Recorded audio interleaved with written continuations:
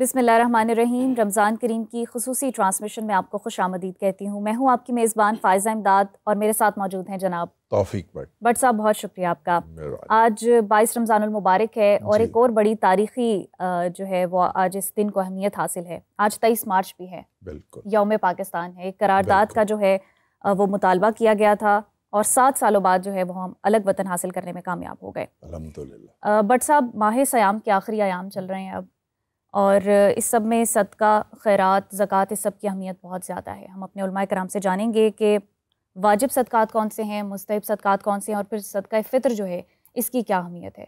तो आज के जो हमारे मेहमान हैं मैं चाहूँगी आप उनका तारुफ करा दें। हमारे साथ नवाज़ खरल साहब हैं। आप अल मुस्तफ़ा वेलफेयर ट्रस्ट को जो है वो उसके सरबराह हैं और आपसे पूछेंगे कि ये ट्रस्ट जो है ये किस तरह से लोगों की मदद करता है और किस तरह से आप लोगों से जो ज़कात वगैरह है उसका अपना आपका क्या निज़ाम है और बाहर से किस तरह से आपको हेल्प मिलती है। और हमारे साथ मौजूद हैं इलामा हैदर अली नजवी साहब। पहले भी आप हमारे साथ शरीके गुफ्तगू रहे, बहुत शुक्रिया सर। और आप इस्लामी स्कॉलर हैं। और हमारे साथ मौजूद हैं हाफ़िज़ अब्दुल रऊफ़ साहब, आप भी इस्लामी स्कॉलर हैं, बहुत शुक्रिया सर आज आपने हमें ज्वाइन किया। और हमारे साथ एक हमारा छोटा नन्ना मुन्ना कारी मोहम्मद मुबीन है। आप भी पहले हमें हम आपकी नाते रसूल मकबूल और तलावत से भी हम जो है वो मुस्तफ़ीद हो चुके हैं। तो सबसे पहले कारी साहब मैं आपसे गुजारिश करूँगा कि आप तलावत कलाम पाक फरमाएँ। अऊज़ु बिल्लाहि मिनश शैतानिर रजीम।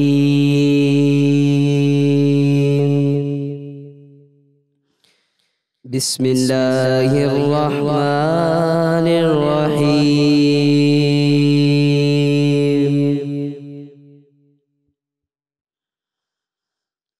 इन्ना अंज़लनाहु फी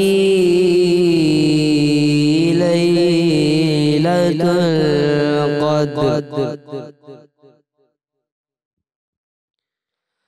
वमा अदराक मा लैलतुल क़द्र। लैलतुल क़द्रि खैरुम मिन अल्फ़ि शहर। तनज़्ज़लुल मलाइकतु वर्रूहु फ़ीहि बिइज़्नि रब्बिहिम मिन कुल्लि अम्रिन सलामुन हिय हत्ता मत्लइल फज्र। सदक़ल्लाहुल अज़ीम। जज़ाकल्लाह खैर, बहुत खूबसूरत। और अब नाते रसूल मकबूल सल्लल्लाहु अलैहि वसल्लम के लिए आपसे गुजारिश करते हैं। मदीने से बुलावा रहा है, मदीने से बुलावा रहा है, मदीने से बुलावा रहा है, मदीने से बुलावा आ रहा है। मेरा दिल मुझसे पहले जा रहा है, मेरा दिल मुझसे पहले जा रहा है, मदीने से बुलावा आ रहा है। और यहाँ मर्जी नहीं चलती یہاں مرضی نہیں چلتی کسی کی، کیوں مدینے والا ہی بلوا رہا ہے، مدینے والا ہی بلوا رہا ہے، مدینے سے بلاوا آ رہا ہے۔ اور بہت ہی پیارا شعر، یہ چکی سیدہ کی چل رہی ہے، یہ چکی سیدہ کی چل رہی ہے، زمانہ جتنا لنگر کھا رہا ہے، زمانہ جتنا لنگر کھا رہا ہے، مدینے سے بلاوا آ رہا ہے، میرا دل مجھ سے پہلے جا رہا ہے، مدینے سے بلاوا آ رہا ہے، میرا دل مجھ سے پہلے جا رہا ہے۔ بہت خوبصورت قاری صاحب، بہت خوبصورت، ماشاءاللہ۔ جی فائزہ۔ بٹ صاحب آگے بڑھتے ہیں۔ مولانا صاحب میں آپ سے جاننا چاہوں گی کہ ماہ رمضان ہے، روزہ جس کا اصل مقصد جو ہے وہ احساس پیدا کرنا ہے، اور یہ جو ماہ صیام ہے یہ ہمیں غریبوں کے لیے احساس پیدا کرتا ہے ان کی مدد کرنے کے حوالے سے۔ زکوٰۃ، صدقات اور خیرات کی کیا اہمیت ہے اس حوالے سے؟ بہت شکریہ۔ نحمدہ و نصلی علی رسولہ الکریم۔ اسلام ایک مکمل دین ہے، عبادات بھی ہیں، معاملات بھی ہیں۔ جی، جہاں جہاں اللہ تعالیٰ نے قرآن مجید میں نماز کا حکم دیا، ساتھ ہی زکوٰۃ کا حکم دیا۔ صحیح۔ نماز ایک بدنی عبادت ہے اور زکوٰۃ ایک مالی عبادت ہے، جی، اور زکوٰۃ بھی ویسے ہی فرض ہے جیسے نماز فرض ہے۔ صحیح، جو نماز اور زکوٰۃ میں فرق کرے گا وہ اسلام کو نامکمل کر دے گا۔ صحیح، اور ہے کس کے لیے زکوٰۃ؟ کا امیروں سے لی جائے گی اور غریبوں پہ تقسیم کی جائے گی۔ حدیث ہے نا کہ عمرہ سے لی جائے گی، غربا میں دی جائے گی۔ صحیح، اسلام کی بنیاد 5 چیزوں پہ ہے۔ اس بات کی گواہی دینا کہ اللہ کے سوا کوئی معبود نہیں اور محمد کریم صلی اللہ علیہ وسلم اللہ کے رسول ہیں، نماز کا قائم کرنا، رمضان کے روزے رکھنا، زکوٰۃ دینا، اور حج جو استطاعت رکھتا ہے۔ 5 چیزیں اسلام کی بنیاد ہے، اس میں زکوٰۃ موجود ہے جس کے اوپر ایک استطاعت ہے۔ اس کے بارے میں قرآن مجید میں باقاعدہ حکم بھی ہے، اور اس کو اللہ نے خود ڈیفائن کیا کہ کس کو دینا۔ انما الصدقات للفقراء والمساکین والعاملین علیہا والمؤلفۃ قلوبہم وفی الرقاب وفی الغارمین وفی سبیل اللہ وابن السبیل فریضۃ من اللہ واللہ علیم حکیم۔ کہ یہ زکوٰۃ کس کے لیے؟ فقراء کے لیے، مساکین کے لیے۔ خود بتایا کہ تم فیصلہ نہیں کرو گے بندو، اللہ تعالیٰ فرماتے ہیں میں بتاتا ہوں کہ یہ مسکینوں کو دینے ہیں، فقیروں کو دینے ہیں، اور کس کے لیے؟ جو اس کو اکٹھا کرتے ہیں۔ صحیح۔ اور جن کے دلوں میں محبت ڈالنی اسلام کی، اور جو غلام ہیں ان کی آزادی کے لیے، جو اللہ کے رستے میں جو مسافر ہیں۔ اور یہ سارے 8 مدیں بیان کی سورۃ التوبہ کے آیت نمبر، وہ ہمارے استاد بتایا کرتے تھے، سورت نمبر 8 ہے، آیت نمبر 60 ہے۔ اور اس میں پورا اللہ تعالیٰ نے زکوٰۃ کا میکنزم چیزیں بتا دی، اور کہا فریضۃ من اللہ، یہ تمہاری مرضی نہیں ہے، یہ اللہ کی طرف سے فرض ہے، اور اللہ تعالیٰ جاننے والا ہے اور حکمت والا ہے۔ زکوٰۃ علامہ صاحب فرض ہے، اور حدیث مبارکہ بھی ہے کہ اگر وہ لوگ جو مال اکٹھا کرتے ہیں وہ غریبوں کی مدد نہیں کرتے، مستحقین کو دیتے نہیں ہیں، تو وہ ان کی گردن میں ایک سانپ بن کر جو ہے وہ پھندا ڈالے گا۔ مال جو ہے ایک سانپ کی صورت میں ان کے گلے کا پھندا بنے۔ تو یہ جو واجب ہمارے اوپر صدقات ہیں، اس حوالے سے بیان فرمائیے۔ اعوذ باللہ من الشیطان الرجیم، بسم اللہ الرحمن الرحیم۔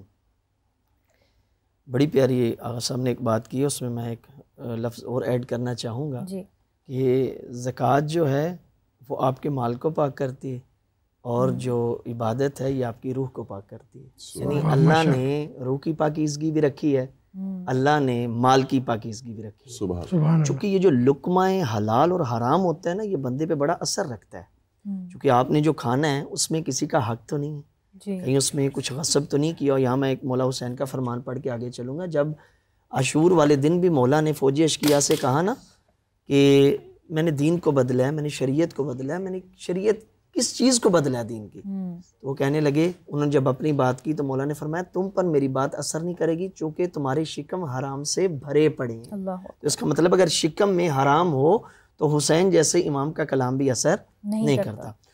جو بندہ زکوٰۃ اپنے واجب جو صدقات ہیں ادا نہیں کرتا، یہ یقیناً سانپ کے اس کے بارے میں اس سے بھی سخت روایات ہیں کہ یہی مال اس کے لیے گلے کا توق بن جائے گا، یہی مال اس کے لیے اتنا بڑا عذاب بن جائے گا، پھر وہ کہے گا کاش میں نے اس میں سے حق ادا کر دیا ہوتا، کاش میں نے جس کا حق میرے ذمے تھا میں نے دے دیا ہوتا۔ اگر آپ تھوڑا سا لفظ زکوٰۃ کی جہاں جہاں آغا صاحب نے فرمایا اقیموا الصلاۃ وآتوا الزکاۃ، یعنی اس میں لفظ اعطا ہے، ایک عطا ہوتا ہے عین کے ساتھ اعطا، ایک ہوتا ہے حمزہ اور تا کے ساتھ عطا اور عطا، ان دونوں میں فرق ہے، توجہ کیجیے گا، ان دونوں میں فرق ہے۔ بندے سمجھتے ہیں کہ بھئی مال میرا ہے، گندم میں نے کاشت کی ہے، خرچہ میں نے کیا ہے، اس میں کسی کا حق میرے ذمہ کیسے ہو سکتا ہے؟ بھئی ہے آپ کے ذمہ، آپ لفظ کے اوپر غور کریں، ایک عطا عین کے ساتھ ہوتا ہے، ایک عطا حمزہ کے ساتھ ہوتا ہے، لیکن دونوں میں فرق ہے۔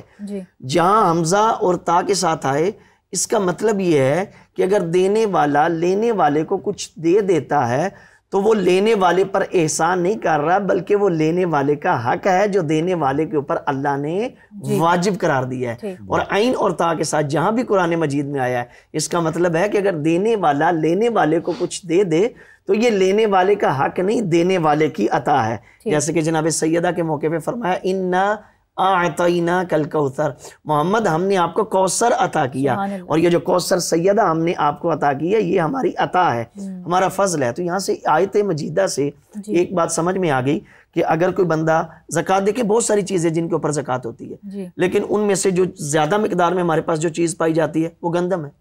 نہ کسی کے پاس اتنی کھجوریں ہیں، نہ کسی کے پاس اتنی کشمش ہے، نہ کسی کے پاس اتنے جانور ہیں، نہ بھیڑ بکری ہیں۔ گندم جو عام جو نصف پہ نہیں جو کاشت کرتے، یہ جو گندم کی فصل کو، اس کے لیے ایک لفظ استعمال ہوتا ہے راک، یعنی نصف کے اوپر زکوٰۃ ان پہ بھی واجب ہو جاتی ہے۔ تو بچتی گندم ہی ہے جس کے اوپر عام روٹین میں زکوٰۃ واجب ہوتی ہے۔ اب اگر بندہ یہ کہے جی میں تو اپنے مال سے دے رہا ہوں، بھائی اللہ نے آپ کے اوپر حق رکھا ہے، آپ نے اس کا حق نکالنا ہے، تب جا کے آپ کا یہ مال پاک ہوگا، اور اگر آپ نہیں دیں گے تو یقیناً اس کا عذاب جو ہے وہ آپ کو بھگتنا پڑے گا۔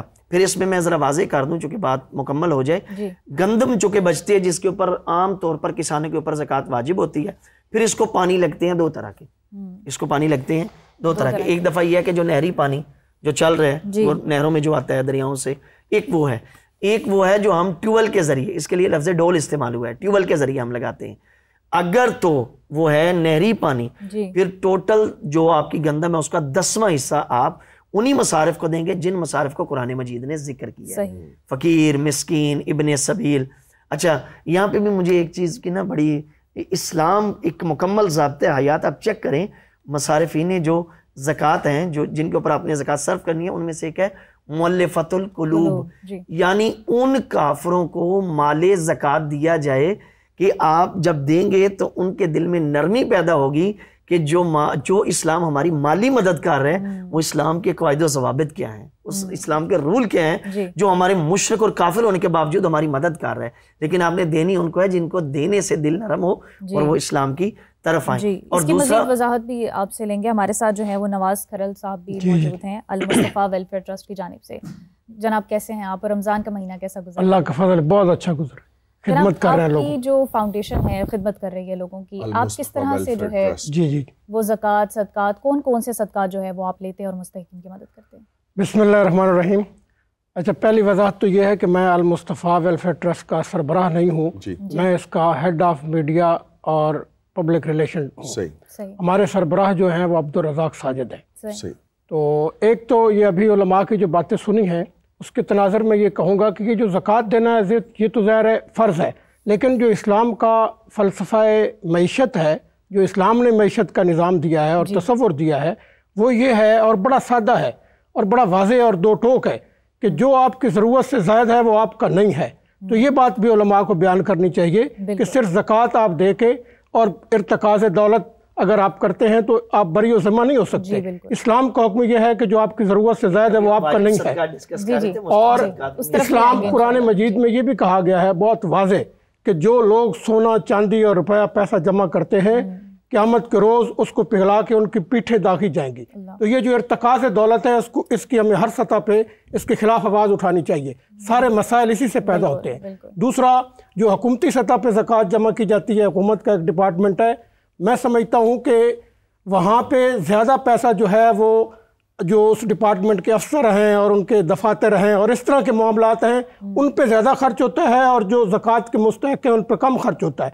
लिहाजा पब्लिक को चाहिए कि वो इदारे जो वाक़तन लोगों की खिदमत कर रहे हैं, बंदगान खुदा की और उस्तादगान खाक की, जो इस्तेहसाल ज़दा तबका है, मसाइल ज़दा तबका है, जो उनके दर्द बांट रहे हैं इदारे और उनका काम नज़र आ रहा है, लोगों को चाहिए कि उनको अपने ये ज़कात और सदक़ात और खैरात दें। आप अपने इदारे के बारे में कुछ बताइए। हाँ, मैं हमारा अल मुस्तफ़ा वेलफेयर ट्रस्ट ये एक इंटरनेशनल सतह का फलाही इदारा है।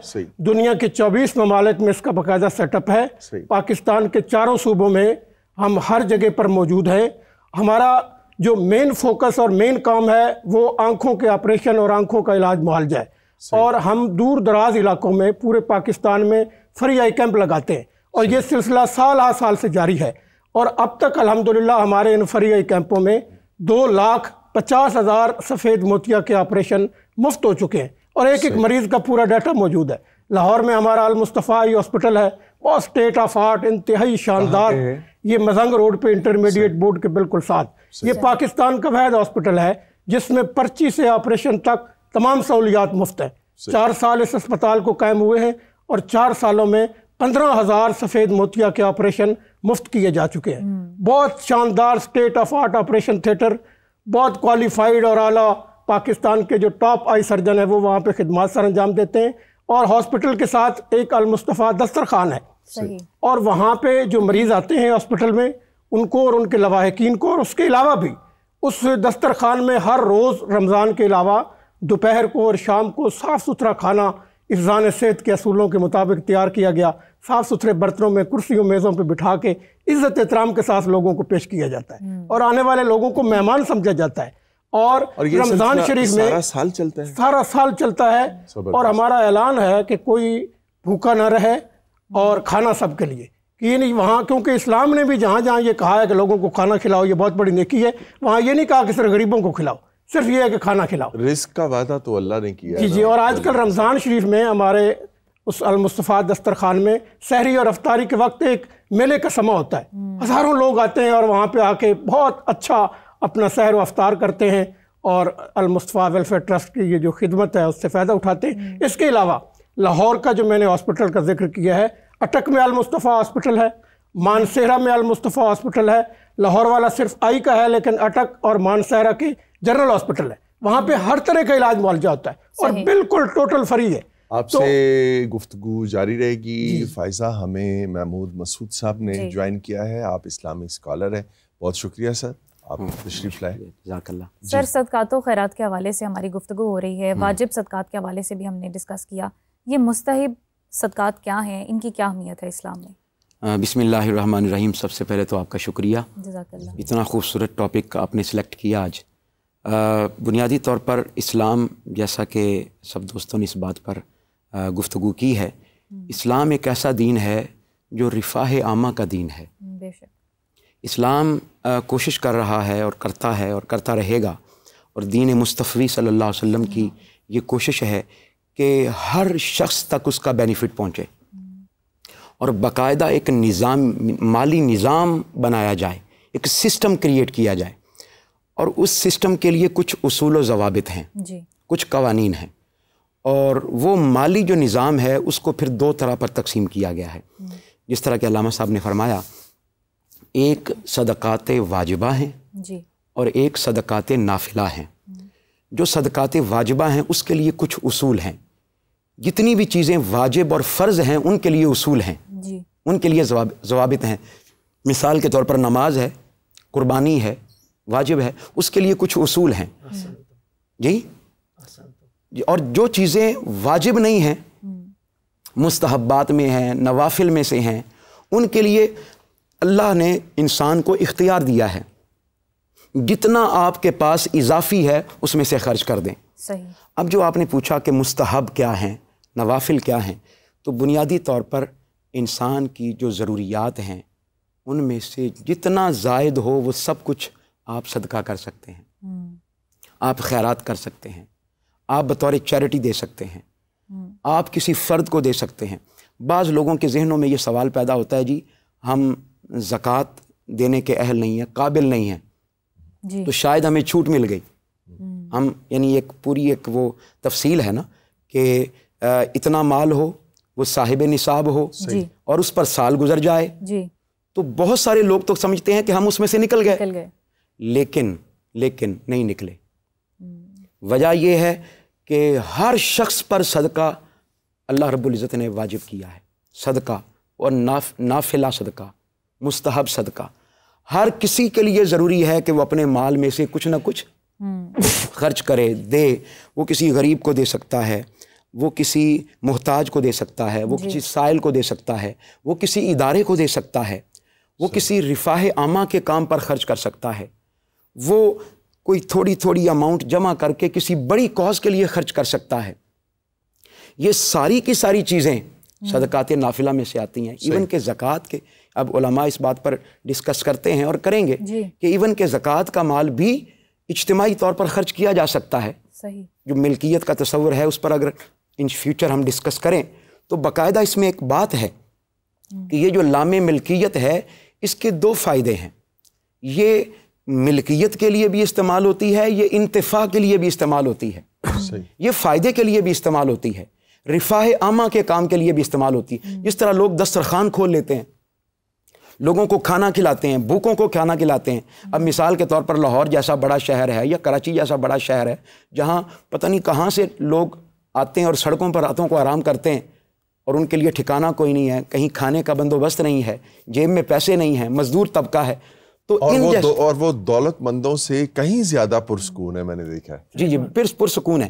یہاں ایک جملہ میں کہنا چاہتا ہوں، قرآن مجید کا وہ جملہ ہے، قرآن مجید کی وہ آیت مبارکہ ہے، اگر وہ آیت مبارکہ ہم اپنی زندگی کا حصہ بنا لیں اور سمجھ لیں، وَفِي أَمْوَالِهِمْ حَقٌّ لِلسَّائِلِ وَالْمَحْرُومِ، یہ اتنی بڑی آیت مبارکہ ہے، اتنی بڑی آیت مبارکہ ہے کہ اگر ہم اس کو لوگوں تک پہنچائیں، مخیر حضرات تک پہنچائیں، اللہ پاک نے فرمایا ہے کہ ان بڑے مخیر حضرات کے اموال میں محروم لوگوں کے لیے بھی اور سائل لوگوں کے لیے بھی اللہ پاک نے حق رکھا ہے۔ صحیح، کیا رکھا ہے؟ حق رکھا ہے۔ اٹ از دیئر رائٹ کہ وہ دے شوڈ اسپینڈ، ان کو خرچ کرنا پڑے گا، یہ حق ہے۔ اور حق ایسے ہی ہوتا ہے جس طرح آپ پر واجب اور فرض ہوتا ہے، یعنی آپ نے وہ چیز ہر صورت دینی ہی دینی ہے۔ تو اس میں دونوں چیزیں پھر ہیں، صدقات نافلہ بھی ہیں اور صدقات واجبہ بھی ہیں۔ اور میرا یہ خیال ہے کہ صدقات نافلہ کا پورشن زیادہ بنتا ہے، یعنی صدقات واجبہ میں تو اماؤنٹ مقرر ہے، 2.5% آپ نے دینی ہے۔ 100 روپے ہیں تو آپ نے 2.5 روپے دینے ہیں، 1,00,000 روپیہ ہے تو آپ نے 2,500 دینا ہے، یعنی ایک اماؤنٹ فکسڈ ہے۔ لیکن صدقات نافلہ میں جیسا کہ میں نے پہلے عرض کیا اس میں کوئی اماؤنٹ فکس نہیں ہے۔ اچھا حافظ صاحب، صدقات واجبہ کی جیسے بات ہوئی کہ ایک پرٹیکولر اماؤنٹ ہے، اس حساب سے آپ کو جو ہے وہ زکوٰۃ دینی ہوتی ہے، اور وہ 1 سال سے اوپر ہو جائے اس کا دورانیہ تو پھر وہ دینی ہوتی ہے۔ لیکن اگر کسی کے استعمال میں اتنی ہی اماؤنٹ ہے، وہ گاڑیوں کی صورت میں ہے، وہ زیور کی صورت میں ہے، تو اس کا کیا حکم ہے؟ پراپرٹی کی صورت میں ہے یا جو تو ان کے ذاتی استعمال کی چیزیں ہیں، گھر ہے، رہنے کے لیے ہے، فیکٹری ہے، گاڑی ہے، ان پہ کوئی زکوٰۃ نہیں ہے۔ ٹھیک، بٹ ایک انویسٹمنٹ ہے ان کے ایسیٹس ہیں، وہ 10 پلاٹ لیے ہوئے ہیں، وہ 10 کروڑ روپے کے ہیں، وہ ان کا سرمایہ ہے، ان کا اثاثہ ہے، ان کا وہ پرپز رہنے کا نہیں ہے، ان کا بزنس ہے، وہ اس پہ زکوٰۃ ہوگی۔ ایسے میں صدقات نافلہ جو ہے وہ ہونے چاہیے؟ نہیں، اس کے اوپر زکوٰۃ ہے۔ 7.5 تولے اگر کسی کے پاس سونا اور پورا سال گزرا اس پہ زکوٰۃ ہے۔ 52 تولے جس کے پاس چاندی ہے اس کے پاس پورا سال ہے، اس کے اوپر اس کے برابر ان کے پاس پیسے ہیں اور سال ان پہ گزر گیا تو زکوٰۃ ہے۔ تو جو ان کا ذاتی گھر ہے اس پہ، اور یہ جو پلاٹ ذاتی گھر کے لیے لیا ہے اس پہ زکوٰۃ نہیں، ادروائز باقی پہ بھی۔ اور پھر جو بات ہو رہی ہے نفل کی، یہ صدقہ ماہ و سال کا نہیں ہے، ڈیلی کا ہے۔ نبی صلی اللہ علیہ وسلم فرماتے ہیں 2 فرشتے ہر روز اترتے ہیں، جب صبح ہوتی 2 فرشتے اترتے ہیں۔ ایک کہتا ہے اللہ جو تیرے رستے میں خرچ کرے تو اس کو عطا فرما، اور جو تجھ سے بخل کرے تو اس کے مال کو ضائع کر دے۔ جو اللہ کے لیے خرچ کرتے ہیں ان کو ملتا ہے، جو نہیں خرچ کرتے ان کا ضائع ہو جاتا ہے۔ اور کرنا کتنا؟ لاکھوں کروڑوں نہیں۔ فرمایا جہنم کی آگ سے بچو چاہے آدھی کھجور ہی صدقہ دیتا. جو کھجور کا تصور، عرب میں سب سے چھوٹی خوراک، سب سے چھوٹی چیز کھجور تھی. کہا تم میں سے کوئی اپنے حلال مال میں سے ایک کھجور صدقہ کرتا ہے اخلاص کے ساتھ، شرط ہے حلال ہو اور اخلاص ہو. فرمایا وضو کے بغیر نماز نہیں، حلال کے بغیر صدقہ نہیں. حرام کے پیسے اللہ کو نہیں چاہیے، جھوٹ کے پیسے، دھوکے کے پیسے، چھینا جھپٹی کے پیسے، ظلم زیادتی کے پیسے، یہ اللہ کو نہیں چاہیے. اللہ تعالیٰ پاک ہے، اور پاک یا ایھا الذین آمنوا کلوا من طیبات، کھانا بھی پاک ہے اور خرچ بھی پاک. تو ایک کھجور تم خرچ کرتے ہو، اللہ تعالیٰ اس کو اپنے دائیں ہاتھ میں لیتا ہے اور اس کی پرورش کرتا ہے، اور ایک کھجور کتنی بنا دیتا ہے؟ احد پہاڑ. اتنا بڑا لیول ہے. یہ جو ہم کہتے ہیں نا 700 گنا اللہ تعالیٰ دیتا ہے، قرآن مجید میں ہے کہ تم ایک دانہ خرچ کرتے ہو، اس میں سے 7 بالیاں نکلتی، 100 دانے 700. مگر 700 پہ فل سٹاپ نہیں ہے، آیت ختم نہیں. یضاعف لمن یشاء، اللہ تعالیٰ جس کو چاہے گا اس سے بھی بڑھا دے گا. اب 700 کو کتنا اللہ تعالیٰ بڑھا دے گا. اور پھر لوگوں کو یہ سمجھنا ہے کہ جو مجھے رزق مل رہا ہے یہ میری وجہ سے نہیں ہے. بے شک حدیث میں لکھا ہے هل تنصرون وترزقون الا بضعفائکم، جو تمہیں رزق دیا جاتا ہے، جو تمہاری مدد کی جاتی ہے تمہارے غریبوں کی وجہ سے، کمزوروں کی وجہ سے طاقتوروں کو ملتا ہے. فائزہ ایک کالر ہے ہمارے ساتھ، کال لے لیں. جی السلام علیکم، کون ہے، کہاں سے بات کر رہے ہیں؟ وعلیکم السلام جی، کرن بات کر رہی ہوں کراچی سے. جی کرن صاحبہ، میرا سوال یہ ہے کہ میں ابھی آپ لوگوں کا شو سننی تھی، اس میں فطرانہ کی بات ہوئی ہے. تو مجھے جہاں تک نالج ہے، جو میرے علاقے کے امام صاحب ہیں مسجد میں ہوتے ہیں، انہوں نے بھی کئی دفعہ فطرانہ مانگتے ہیں. تو کیا ان کو فطرانہ دینا جائز ہے یا نہیں؟ کیونکہ ان کو منتھلی سیلری بھی ملتی ہے، ویسے بھی لوگ ان کی کافی ہیلپ کرتے ہیں. ذرا اس سے پلیز مجھے آگاہی دے دیں. صحیح. جی علامہ صاحب، بہت اچھا سوال پوچھا انہوں نے. اچھا پھر ہم واپس ہی آئیں گے. یہ جو فطرانہ ہے یہ بھی اس کا اصل نام ہے زکوٰۃ فطرہ. ہے تو واجب، لیکن اس پہ بھی لفظ زکوٰۃ ہی آتا ہے. تو مطلب کیا ہو گیا کہ جس طرح واجب زکوٰۃ کے باقی ہم نے پہلو ڈسکس کیے اور ان کے مصارف وہی ہیں جن کو قرآن مجید نے ذکر کیا، اس کے زکوٰۃ فطرانہ کے بھی وہی مصارف ہیں جن کو قرآن مجید نے ذکر کیا. اس میں سب سے پہلے ہے فقیر اور مسکین. اور فقیر اور مسکین، اور اس میں بھی بعض جو ہے نا احباب رعایت نہیں کرتے. یہ میں اپنے ناظرین کے لیے ذرا ان کے لیے ایک میسج ہو جائے گا. آپ باہر نہ ڈھونڈیں، سب سے پہلے اپنی فیملی ممبران میں ڈھونڈیں، اپنے جو خونی رشتہ دار ہیں ان میں ڈھونڈیں، پھر جو اپنے قریبی رشتہ دار ہیں ان میں ڈھونڈیں. اگر ان میں کوئی ہے ایسا حقدار جو فقیر اور مسکین کے مرتبے پہ فائز ہے، تو اب اگر آپ باہر دیتے ہیں تو آپ کی ادا نہیں ہوگی. یعنی آپ کے ذمے سے وہ ذمہ بری آپ کا نہیں ہوگا. یہ آج صبح بھی نماز کے بعد ایک مومن نے مجھ سے پوچھا تو میں نے انہیں یہی عرض کیا، اور ایک کال پہ ایک دوست نے پوچھا، میں نے ان کو بھی یہی عرض کیا. اب اپنے فیملی ممبران میں دیکھیں. اب بندے کو پتہ ہوتا ہے میری خالہ میری پھپھو کون ہے، اور اس کے لیے معیار کیا ہے کہ جو بندے اپنے مہینے کے سال کے اخراجات نہ رکھتے ہوں وہ حقدار ہیں، اور آپ انہیں ایک اماؤنٹ دیں تاکہ وہ اپنے جو ہے نا وہ ضرورت کی چیزیں لے لیں یا کپڑے لے لیں. اس لیے جو ہے نا یہ زکوٰۃ فطرہ کے بارے میں بھی حکم ہے کہ دیکھیں فطرہ کی نیت سے تو آپ نے دینا ہے جب چاند نظر آ جائے. جب چاند نظر آئے پھر زکوٰۃ فطرہ کی نیت، اور اس سے پہلے زکوٰۃ فطرہ کی نیت ہو نہیں سکتی چونکہ چاند ابھی نظر نہیں آیا. تو پھر ہم ان کی خدمت کرنی ہے تو وہ تو پہلے کریں. بھائی عید والے دن ہم نے کیا کرنا ہے؟ عید سے پہلے کریں، وہ اپنے کپڑے لے لیں، وہ اپنے کھانے کا سامان لے لیں، وہ اپنے راشن لے لیں. تو میں نے کہا شریعت نے حل رکھا ہے. یہ دین مشکل نہیں ہے، خاص لوگ اس بات کو سمجھ جائیں. یہ دین محمدی مشکل نہیں ہے، مشکل کشا ہے. مشکل کشا ہے یہ دین. اب کیا ہے کہ آپ انہیں پہلے دینا چاہتے ہیں، مثلا یہی آج کل میں آپ دینا چاہتے ہیں، آپ اس کو قرض حسنہ کی نیت کر لیں. ٹھیک ہے. اور دیکھیں دین ایک ایسا ہے کہ جو اگلے بندے کی عزت محفوظ کرتا ہے. آپ نے زکوٰۃ فطرہ دینا ہے، آپ کے اوپر واجب ہے. جن کو دیا جا رہا ہے ان کو بتانا واجب نہیں میں آپ کو زکوٰۃ فطرہ دے رہا ہوں. انہیں کہتے ہیں میری طرف سے ہدیہ ہے، میری طرف سے گفٹ ہے. اب آپ کو ڈبل ثواب مل گیا. یعنی اگلے بندے کی روح کو جو تسکین ملی کہ بھائی کی طرف سے مجھے. میں نے رات ایک باجی نے مجھ سے پوچھا یو کے ہوتی ہے، ان کی بیٹی میرے پاس پڑھتی ہے، انہوں نے یہی بات کی بھائی اگر ہم پہلے دینا چاہیے. میں نے کہا آپ انہیں کہہ دیں ہم آپ کو عیدی دے رہے ہیں. اب یہ اگلا بندہ خوش ہو جائے گا. اب آپ کا وہ واجب بھی ادا ہو گیا اور اگلے بندے کو تسکین بھی مل گئی. اور ایک بات ذہن میں رہی، بعض اوقات ہم یہ دیکھتے ہیں پکچر سیلفی جو ہے نا بنوائی جا رہی ہیں کہ دیتے ہوئے اگر لینے والا خفت محسوس کر رہا نا آپ کا لاکھوں کروڑوں پہ لعنت ہے جو آپ نے دی ہے وہ بارگاہ میں قبول نہیں. ہاں لیکن اس میں ایک چیز، اگر وہ اس نیت سے وہ مطلب کہ اس کو تشہیر دی جا رہی ہے کہ لوگوں کو تشویق دلائی جائے. میں اس نیت کی بات ہے نا اصل بات. میرا تھا کہ شاید ہم پورا موضوع اس کو لیں گے مگر وہ بہن کا فون آ گیا. تو فطرانے کا چاند والی جو بات ہے نا، جی یہ میں پوچھنا چاہوں گی کہ عید کی نماز سے پہلے اس کو ادا کرنا کیوں ضروری ہے؟ تاثر یہی ہے کہ نماز پر جانے سے پہلے اس کو آپ اس کو ادا کرنا ہے، بلکہ نماز سے پہلے آپ بات ہے کہ نبی کریم صلی اللہ علیہ وسلم فرماتے ہیں کہ جو روزے میں تمہاری کمی کوتاہی ہوگی اور جو لغو بات ہوگی یہ اس کا کفارہ ہے اور اس میں تیرے بھائی کے لیے کھانا ہے۔ اسلام ایسا پیارا دین ہے، غلطی بندہ کرتا ہے، مدد کس کی ہو جاتی؟ غریب کی۔ روزہ میں نے اللہ نہ کرے میں توڑوں یا کوئی توڑ دے تو کھانا کس کو ملے گا؟ 60 مسکینوں کو۔ روزہ میرے دادا جی نہیں رکھ سکتے کہ کمزور ہو گئے تو کھانا کس کو ملے گا؟ فدیاتن طعام مسکین۔ قسم کھا کے بندہ توڑ دے تو روٹی کس کو ملنی ہے؟ 3 مسکینوں کو کھانا کھلانا ہے۔ تو یہ اللہ نے مسکینوں کا کھانے کا میکنزم بنایا ہوا ہے کہ ہمارے فطرانہ ہیں وہ لوگ بھی عید میں شریک ہو جائیں۔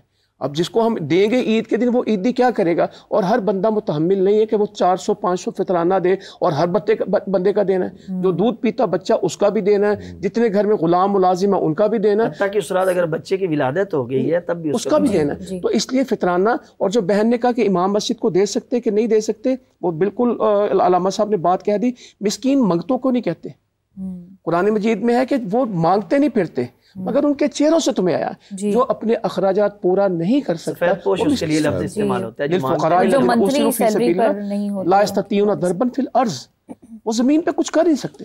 یا سبہم الجاہل اغنیاء، لا علم لوگ ان کو غنی سمجھتے ہیں، وہ ایسا نہیں ہے۔ تو اگر آپ ان کو ضرورت مند سمجھتے ہیں تو وہ پہلے حقدار ہیں۔ میں چاہوں گی کہ فطرانے کے نصاب کے حوالے سے بھی آپ بتائیے کہ اس کی کیا اماؤنٹ ہوتی ہے؟ میں سب سے پہلے تو یہ جو سوال چل رہا ہے نا اس پر 1-2 جملے میں کہنا چاہوں گا۔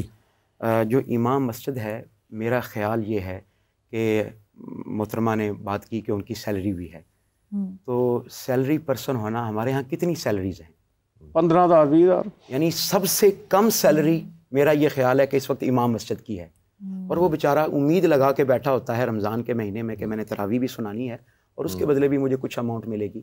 تو میرا یہ خیال ہے کہ ہماری نظر امام مسجد کی طرف نہیں جاتی، ہماری نظر اس کی بائک کی طرف چلی جاتی ہے، اس کی بائک کی طرف چلی جاتی ہے، ہماری نظر اس کے سفید کپڑوں کی طرف چلی جاتی ہے کہ اچھا لباس پہنتا ہے، تو اس کے گھر کے ماحول کو دیکھیں، اس کی ضروریات کو دیکھیں، وہ حقدار یقیناً ہے آپ کے صدقہ فطر کا، آپ کی زکوٰۃ کا حقدار بھی ہو سکتا ہے وہ، صحیح، کہ فی سبیل اللہ میں وہ آتا ہے، اللہ کی راہ میں ہے وہ بھی۔ تو یہ تو ایک تو سوال۔ باقی آپ نے پوچھا صدقہ فطر کا نصاب، تو صدقہ فطر کا نصاب یہ ہر مسلمان پر واجب ہے، ہر مسلمان پر واجب ہے۔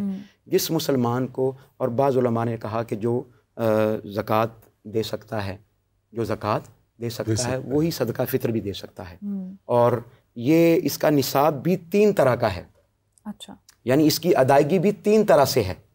یعنی اسلام اتنا بڑا دین ہے، اب یہ نہیں ہے کہ جس کو اللہ پاک نے بہت نوازا ہے وہ بھی صدقہ فطر گندم کے حساب سے دیتا پھرے، وہ بھی صدقہ فطر یعنی عام جو کے اعتبار سے دیتا پھرے۔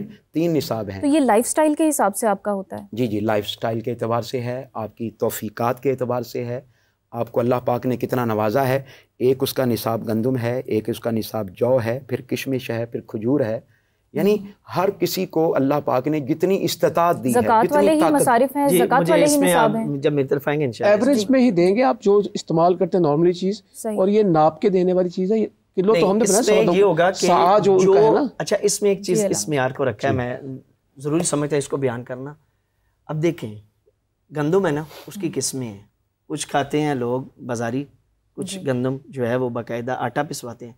جس لیول کا آپ کھانا کھاتے ہیں اسی لیول کا 3 سا جو تقریباً 1 سا جو تقریباً 3 کلو بنتا ہے فی نفر کا، وہ آپ نے دینا ہے۔ رات مجھ سے باجی پوچھ رہی تھی، میں نے کہا آپ چاول کس کیٹیگری کا کھاتی ہیں؟ 300 روپے والا کھاتی ہیں، 200 روپے والا کھاتی ہیں، 150 پنجابی کہتے ہیں ٹوٹا کھاندے ہو سب، جس کیٹیگری کا آپ کھاتے ہیں اور جس قیمت والا آپ کھاتے ہیں اس کے 3 کلو کے پیسے بنا لیں، یا 3 کلو وہی جنس آپ کی مرضی ہے اس کے پیسے بنا لیں، اور اس کا بنے گا فی نفر کا 3 کلو۔ پھر گھر میں اگر 10 افراد ہیں 12 افراد ہیں اس کو ضرب دے لیں۔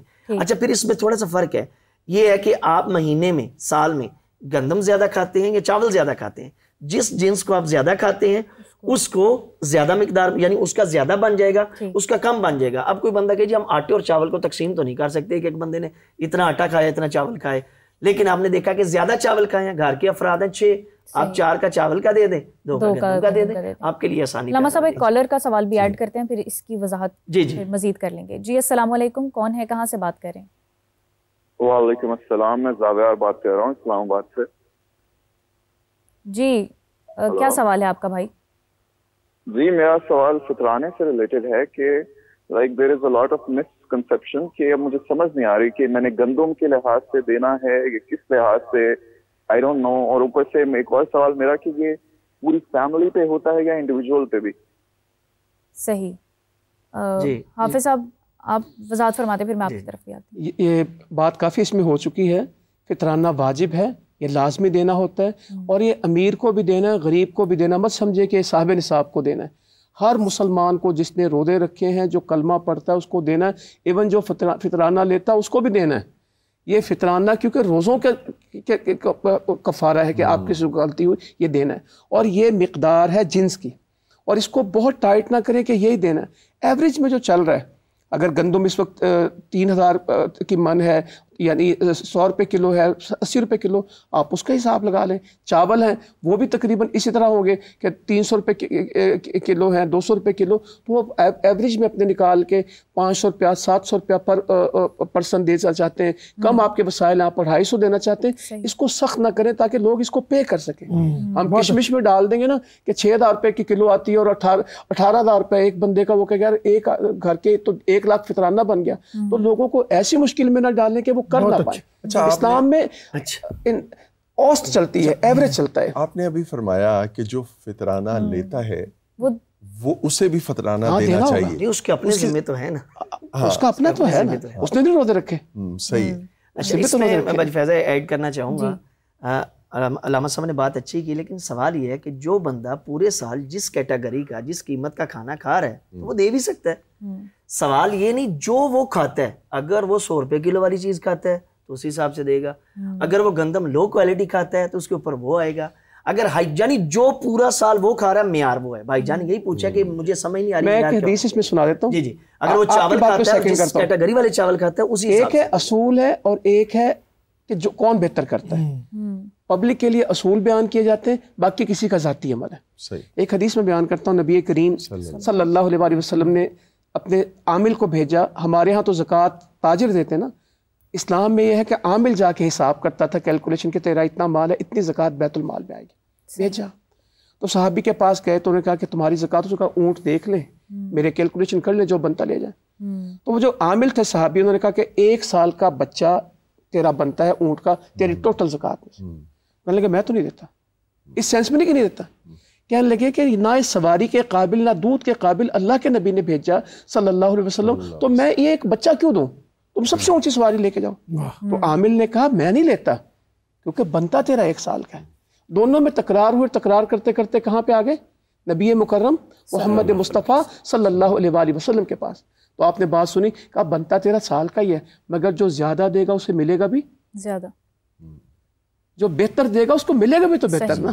بنتا اتنا ہی ہے، باقی اپنی طرف سے جو بڑھا لے گا اللہ کا مال ہے، اللہ کا نا، اللہ کا بھی تو فیصلہ ہے. یا ابن آدم انفق انفق علیک، آدم کے بیٹے تو مجھ پہ خرچ کر، میں تجھ پہ خرچ کروں گا. تو نے کون سے پلے سے دینا؟ وَمِمَّا رَزَقْنَاهُمْ يُنْفِقُونَ، جو ہم نے دیا اسی میں سے دے رہے ہو نا. ایک اور کالر ہے ہمارے ساتھ موجود ہے. جی السلام علیکم، کون ہے، کہاں سے بات کر رہے ہیں؟ وعلیکم السلام، میں نوید بات کر رہا ہوں لاہور سے. جی نوید صاحب، میرا سوال یہ ہے کہ ہم کیا غیر مسلم کو بھی فطرانہ دے سکتے ہیں؟ جی اس کی وضاحت تو ہو گئی ہے. اس کی آیت مجیدہ نے خود ہی بتا دی ہے کہ جب کافر کو مؤلفۃ القلوب کی نیت سے دیا جا سکتا ہے. جو کافر ہے تو غیر مسلم جو آپ کے خلاف جنگ نہیں کر رہا، لیکن ایک بات اس کا مرتبہ ہے. ایک منٹ میری بات تھوڑی کمپلیٹ ہونے دیجیے گا. اس کا مرتبہ ہے، پہلے آپ دیکھیں اپنے عزیز و اقربا میں، اس میں دیکھیں، اپنے قریبیوں میں دیکھیں، اس کا درجہ مرتبہ ہے. اس اعتبار سے آپ درجہ و درجہ آگے بڑھتے جائیں. ادھر نہیں مل رہا پھر آگے تھوڑا سا بڑھیں، پھر ادھر نہیں مل رہا پھر آپ دیکھیں، پھر اگر جب اپنے میں مسلمانوں میں نہیں مل رہا، مومنین میں نہیں مل رہا، رشتہ دار میں نہیں مل رہا، پھر آخر میں جا کے آپ اسے دے سکتے ہیں. ایسے نہیں کہ ڈائریکٹ آپ کے فرض کریں آپ کی بہن ہے، آپ کی خالہ ہے، آپ کی پھپھی ہے، حقدار ہے، آپ جانتے بھی ہیں، پھر اٹھا کے آپ غیر مسلم کو دے دیں یا کسی اور تیسرے بندے کو دے دیں. اس طرح آپ کا فطرہ ادا نہیں ہوگا. قرآن مجید نے اقرب فل اقرب کا پورا لحاظ رکھا ہے. اس میں ایک پوائنٹ ایڈ کرنا چاہتا ہوں کہ یہ جو زکوٰۃ فطر ہے یا یہ جو زکوٰۃ واجبہ ہوتی ہے، یہ اللہ تعالیٰ نے اموال رکھے کیوں ہیں؟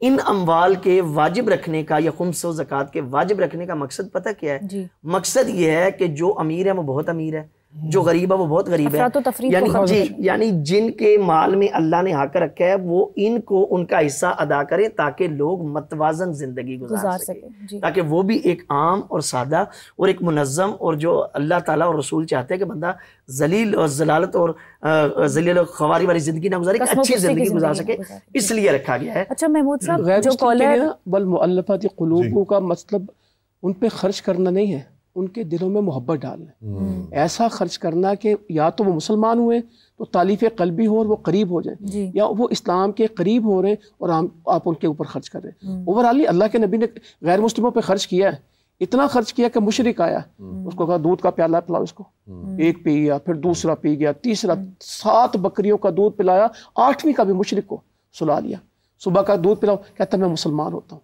اتنا اچھا سلوک تھا۔ ایک پیالہ پلایا، پھر دوسرا منگایا تو کہا میں نہیں پیتا، تو فرمایا کافر 7 آنتوں میں پیتا اور مومن 1 میں۔ خرچ کیا لوگوں پہ، مگر یہ فطران نا بہت سینسٹیو چیز ہے مسلمانوں کے لیے، تو اس کو اپنے لوگوں میں دیکھیں، اتنی بھوک یہاں پہ ہے۔ عید کے دن ہمارے بچے کھلونوں سے کھیلیں گے اور کچھ بچے کھلونے بیچیں گے، کچھ مائیں اپنے بچوں کو گھر سے نکلنے نہیں دیں گی کہ ان کے کپڑے پرانے ہیں، وہ عید پہ جا نہیں سکیں گے۔ ہمیں دیکھنا ہے، ہم قربانی کرتے ہیں، لوگوں کے گھر میں مرغی ذبح کرنے کا نہیں، لوگ عید کے دن بھی چٹنی کوٹتے ہیں، دال سے روٹی کھاتے ہیں، مزدوری پہ جاتے ہیں، لوگوں کے برتن دھوتے ہیں۔ تو ہمارے اپنے معاشرے میں اتنے لوگ ہیں کہ جو رمضان کی سحری افطاری بھی پتہ نہیں کس طرح کر رہے ہیں، تو اگر تلاش کریں تو بہت لوگ ہیں۔ کھانا نہیں، پینے کا پانی اس وقت پاکستان میں ایشو ہے، کوئی تھرپارکر میں جائے، بلوچستان میں جائے، کتے اور انسان ایک جگہ پہ پانی پیتے ہیں۔ میری زندگی اس خدمت میں گزری ہے، تو بہت مشکل حالات۔ میں یہ سمجھتا ہوں کہ فطرانے کی اہمیت کو بہت زیادہ اجاگر کرنے کی ضرورت ہے، کیونکہ ہمارے ہاں لوگ روزے تو رکھتے ہیں لیکن فطرانے کے حوالے سے وہ اتنا ان کے پاس معلومات نہیں ہے، تو وہ یا اتنا انہیں شعور نہیں ہے۔ تو یہ جو فطرانے کی اہمیت ہے، ہمارے علماء کرام جو ہیں یا جو معاشرے میں دوسرے لوگ ہیں، قلم کار جو ہیں، ان کو اس کی اہمیت جو ہے وہ زیادہ زور دے کے اجاگر کرنے کی سارے صدقات کی کرنی چاہیے، سارے انفاق فی سبیل اللہ۔ اصل میں آج جدید ٹیکنالوجی کا دور ہے، اب تو بات کسی جگہ پہنچانا مشکل ہی نہیں ہے۔ غریب سے غریب علاقے میں اینڈرائڈ موبائل بچوں کے پاس ہوتے ہیں، سوشل میڈیا کے ذریعے الحمدللہ ویڈیوز بھی جاتی ہیں، ابھی ماشاءاللہ آپ کے چینل کے توسط سے بڑی دور تک پیغام جاتا ہے، اور یہ بھی لوگوں کو پتہ ہے کہ یہ واجب ہے، لیکن بعض اوقات لوگ کرتے ہیں سستی کر جاتے ہیں، یعنی اگنور کر جاتے ہیں۔ ہم یہ چیز ہے کہ یہ چیز ہو کہ اس کو بلایا نہ جائے، اس کو ذہن میں رکھا جائے۔ اور بعض لوگوں کا جو دھیان ہے وہ واجبات پر ہوتا ہے، اور وہ زکوٰۃ کے مقابلے میں پھر فطرانہ ویسے ہی انڈر ریٹڈ ہو جاتا ہے۔ اچھا، کالر بھائی نے کہنا چاہوں گا کہ جو ہے نا فطرانہ آپ جو بنتا ہے اس سے زیادہ ہی دیں۔ اگر ایک بندہ دے سکتا ہے، اگر ایک بندے کے اوپر فرض کریں 1000 فطرانہ بن رہا ہے، وہ 3000 دینے کی صلاحیت رکھتا ہے، وہ 3000 ہی دے۔ جو کالر بھائی نے سوال کیا تھا اس کا ایک پہلو یہ تھا کہ اگر کوئی شخص جو ہے وہ انڈیویجولی کما رہا ہے، بنا رہا ہے، تو وہ اپنا تو دے سکتا ہے فطرانہ، تو پھر فیملی میں جس طرح ماں باپ بوڑھے ہو جاتے ہیں، وہ کما نہیں رہے، تو پھر ان کا فطرانہ بھی اسی پر ہے۔ ڈیپینڈنٹ جتنے بھی ہیں آپ کے، جتنے بھی ڈیپینڈنٹ ہیں، اگر وہ خود کما رہے ہیں اپنا تو وہ اپنا دیں گے، اور اگر کوئی ڈیپینڈنٹ ہیں سارے، یعنی ایک گھر کا سربراہ ہے اور اس کے زیر نگین باقی سارے لوگ ہیں، تو وہ اپنے سارے گھر والوں کی طرف سے دے گا۔ اگر بچہ ہے معصوم تو اب صاف ظاہر ہے وہ تو اپنا فطرہ خود نہیں دے سکتا، تو اس کا والد دے گا یا اس کا کیئر ٹیکر دے گا۔ تو اس میں جو میں اگلی بات کرنا چاہتا ہوں اسی سوال کے ضمن میں، اسلام کی منشا کو سمجھنا چاہیے۔ اسلام چاہتا کیا ہے؟ عید کا موقع ہے، خوشی کا موقع ہے، آپ نے پورے معاشرے کے تمام لوگوں کو اس خوشی میں شریک کرنا ہے۔ زبردست، یہ امپورٹنٹ، یہ کاز ہے اسلام کی، صحیح، سب لوگوں کو۔ اور خوشی میں شریک کب کر سکیں گے آپ؟ عید والے دن آپ دیں گے تب وہ شریک ہوں گے، یا پہلے دیں گے؟ پہلے دیں گے آپ، تاکہ اگر کسی کے پاس لباس نہیں ہے وہ لباس خرید سکے۔ اگر ایک پورا خاندان ہی مستحق ہے تو کیا وہ آپس میں بھی کچھ کر سکتے ہیں ایسا معاملہ؟ اللہ اکبر، یعنی ان کے فطرانے کا کیا حکم ہے؟ اس کے اوپر باقاعدہ فتاویٰ موجود ہیں، احادیث بھی موجود ہیں۔ فرض کریں گھر کے ہیں 5 افراد، تو 5 کی صلاحیت نہیں، وہ یعنی اتنی صلاحیت کفیل نہیں رکھتا کہ 5 کا دے سکے، تو اس کا حل شریعت نے پتہ کیا رکھا ہے؟ میں نے پہلے بھی کہا دین مشکل نہیں ہے، مشکل کشا ہے۔ ایک فطرانے کی صلاحیت ہے نا، بس ایک فطرانہ 5 اپنے اپنے ہاتھ سے لگا کر مستحق کو دے دیں، 5 کا ادا ہو جائے گا۔ یہ شریعت نے قرآن مجید کا ایک بڑا بنیادی اصول ہے، لا یکلف اللہ نفسا الا وسعہا۔ آپ اپنی کیپیسٹی سے زیادہ کے مکلف ہی نہیں ہیں۔ آپ نماز اتنی پڑھ سکتے ہیں جتنی آپ کی کیپیسٹی ہے، آپ عبادت اتنی کریں گے جتنی کیپیسٹی ہے۔ حج آپ کے اوپر اس وقت ہے جب آپ کے کیپیسٹی ہے, آپ صدقہ اس وقت ہے جب آپ کے پاس ہوگا. نہیں ہے آپ دعا کر دیں گے اللہ میرے پاس نہیں ہے. بہت سارے لوگ ہیں جو نہیں دے سکتے, ہو تو دینا ضرور ہے, نہیں ہے تو جو نہیں ہے اس پہ آپ مکلف نہیں. ہمارے ساتھ ایک کالر ہے, کال لے لیتے ہیں. جی السلام علیکم, کون ہے, کہاں سے بات کر رہے ہیں؟ ہم آصف بات کر رہا ہوں کراچی سے.